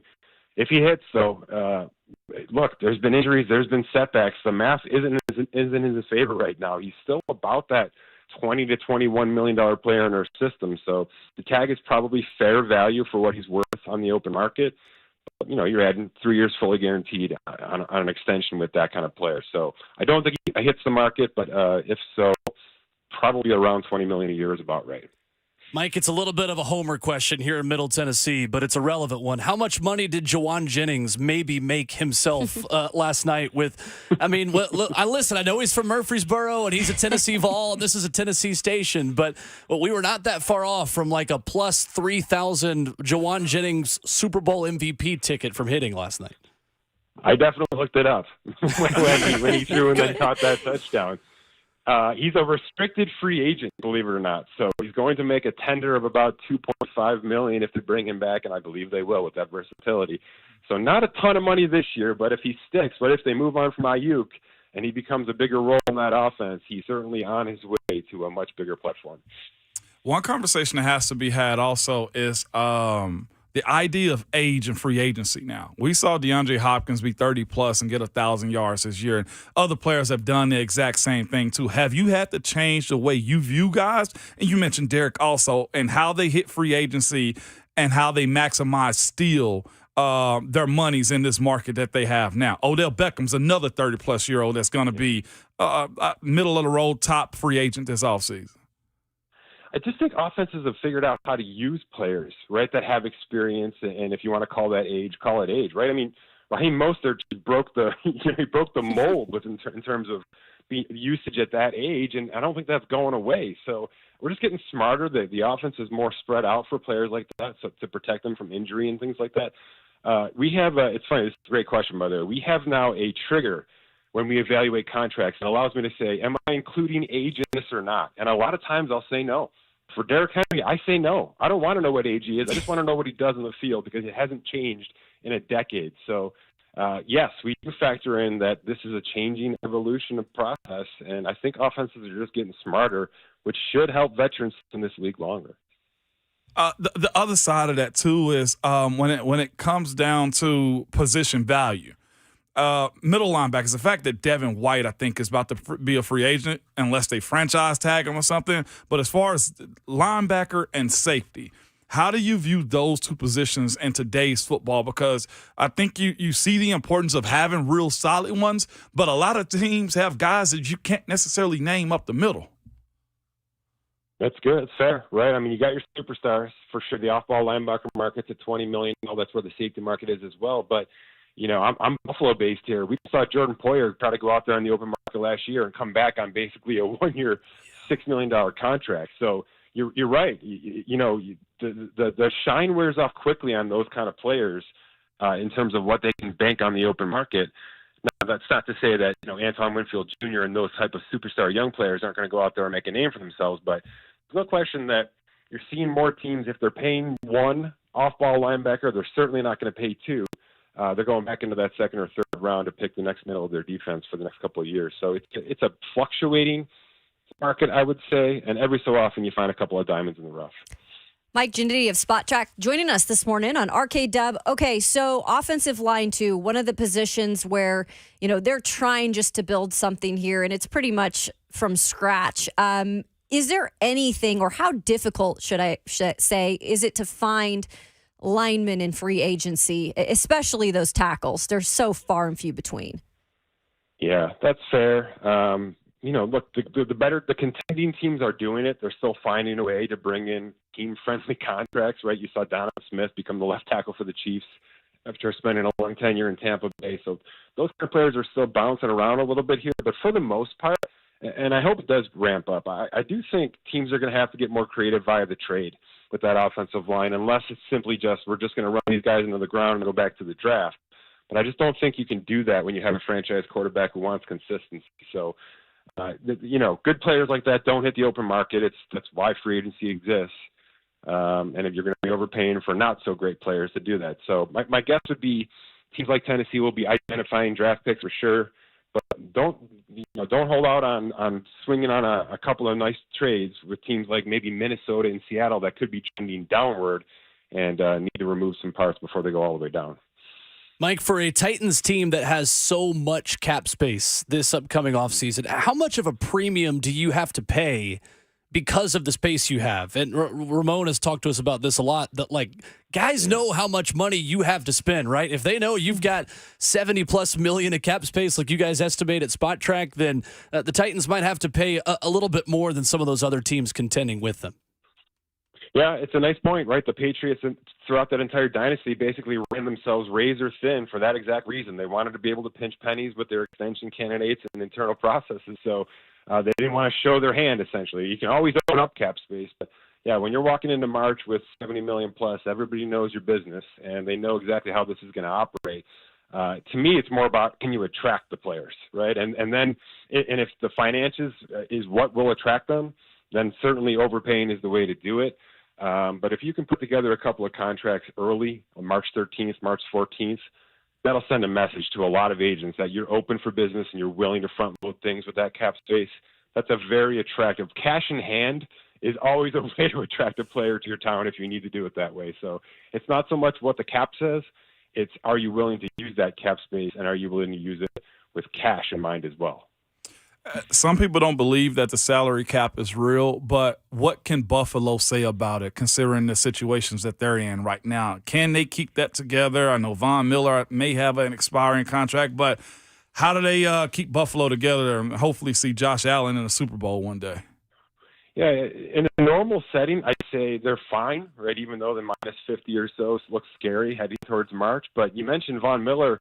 The Von Miller and the Stephon Diggs situations just appear to be kind of stuck right now, and I mean that from a contractual standpoint. There really is no getting out of those contracts, even if you're talking about a trade for Stephon Diggs, which has been all the buzz around here. So it's less about can they get cap compliant and more about do they actually have players and contracts on their books right now that they want here. So that's what concerns me most about the Buffalo Bills going forward. And I'd put the Dolphins in a very similar situation. Similar cap space, minus 50-something, and what do we do with Tua Tagovailoa? What do we do with Jalen Waddle? Because both need $100 million guaranteed over the next couple of off seasons here, and decisions have to be made. Mike, going back real quick to the Chiefs, you said they might want to address the fact of Andy Reid's contract before they even start talking about free agents and extension. I didn't realize this, but he earns about $12 million, you say, per year. That's $5 million or so less than the top coaching deals in football right now? Yeah, some of these young guns and Jim Harbaugh just secured $16.5, $17 million contracts. So it's a sliding scale, and he's been compensated well. I think he signed about 3 years ago now. I believe there's 2 years left on his contract. But, you know, it's always a good time to sit down and talk about a new one. He probably wants to finish his career off with this next contract, and he's going to have to go to the top of the market. There's just no getting around that. He is Mike Ginnitti, a Spotrac NFL contract expert overall. You need to check out that website, spotrac.com. It is the place to go as you build your own Titans offseason and free agent targets and things of that nature. Mike, great insight as always. We really appreciate it. Thank you. Thanks, Mike. Thanks for having me, guys. Absolutely. There he is, Mike Ginnitti. Saying T. Higgins maybe does not have as many options as people would think. Interesting. The Derrick Henry part of that conversation intrigues me. And I want to get into that coming up next. Why Mike Ginnitti thinks Derrick Henry might still get a payday this offseason. Coming up next.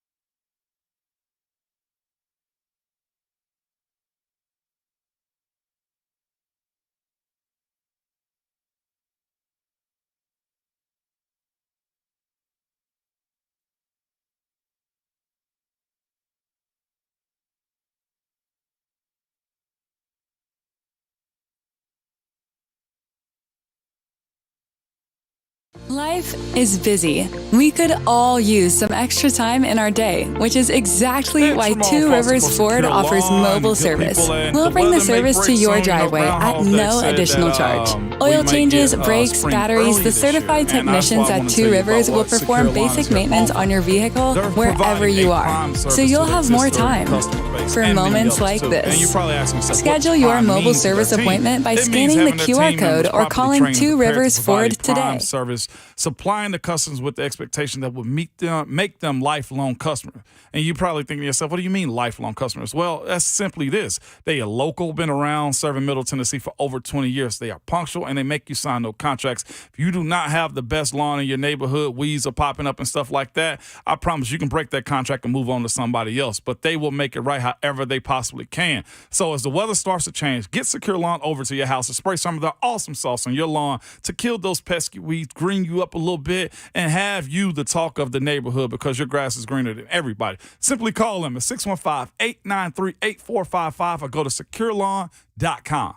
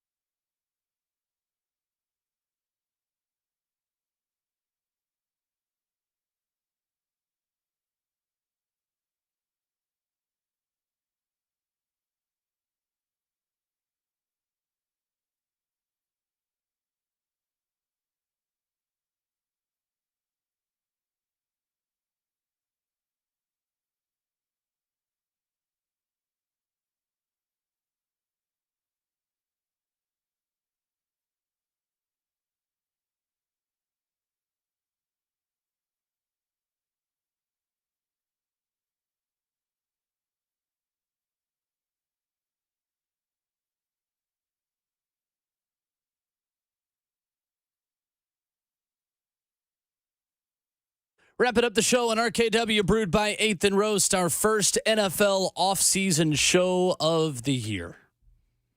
Everybody hurts. Man.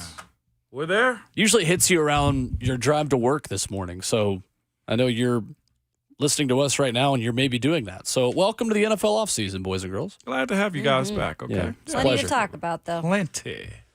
Interesting from Mike Ginnitti, NFL contract expert, just pro sport contract expert, who is outstanding. And if you are not following Spotrac and him on Twitter, you need to do so. Spotrac is how you spell that, at Spotrac. Says that he still thinks Derrick Henry is a $10 million a year player. Saw that. That's really interesting. He's going to have a market for sure. I think a lot of people is going to view Derrick as he's still got something left. You know, he can be a bruiser for you. It's just, here's the thing. I know a lot of people, well, you told you sign back Derrick. He has to be able to fit your offense. Mm-hmm. He has to be able to have an offensive line that can cater to his running style also. And you got to have a second or third back and also do the stuff that he's not been asked to do here. I'm not saying Derrick doesn't stay in on third down. He does do some stuff on third down, but he also came out a good bit on third here in Nashville. So you got to have a team that can fit his style. And that's this is weird when I'm going to say this because it's going to sound like a little backwards, but it's almost like he's a luxury pick, like a luxury ad in a way. Yeah. Because it's like if you don't have to have him, you maybe don't put him, but he could be a difference maker when it comes time to making the playoffs or in the playoffs, right? Mm-hmm. If you need somebody to lean 3-4 plays, 3-4 yards at a time, the same way that Christian McCaffrey was at some point last night too, then you're right. He's a luxury piece. You have to be able to, afford that price if it sticks at about 10 a year. And Derrick also said he wanted to play 14 that was going to be a Super Bowl contender to get that ring. So those are things that on his side, you got to know what he's looking for also. 10 a year ain't far-fetched. Yeah. It surprises me a little bit, honestly. I thought about 4 to 5 a year. I did. Yeah, I was going to say in the 6 to 8 range. At the most. Honestly. When he said he doesn't look at the age of Derrick, that's when I was like, wow. And here I am also asking about the age of wide receivers and other players, off-ball linebackers, when the running back position, I think, has been in the media devalued so much that you don't think a 30-year-old is going to be that type of guy and get that type of pay. And he's been able to prove, like, just that one season with the foot injury that was a freak kind of thing, he's come back for the most part. I mean, he's just been healthy his whole career, which is so hard to do, especially as a back. At that size, pretty incredible. It is interesting now. I wonder if there's another team who will join the Derrick Henry sweepstakes. Who got one? The Titans have to put a bid in, No, right? I'm thinking of a team specifically. Oh. The team you played for 11 years. Steve Steelers. With offensive coordinator Arthur Smith in Pittsburgh. They got two young cats that are I think Najee is Derrick 2.0. And he's still interesting. Very much so. Interesting. Same style. Najee Harris still is under contract, and that's a fully guaranteed rookie deal that's still in existence. Like, you still have a year left of that. 4 years, $13 million, that's fully guaranteed. But then it's the Jaylen Warren kid that's dynamic. The stud there. He is dynamic. And maybe that's what allows you to spend money on a Derrick Henry because he's an undrafted free agent. You would be able to spend a little money to get over the hump. Yeah. Mm-hmm. Well, Baltimore.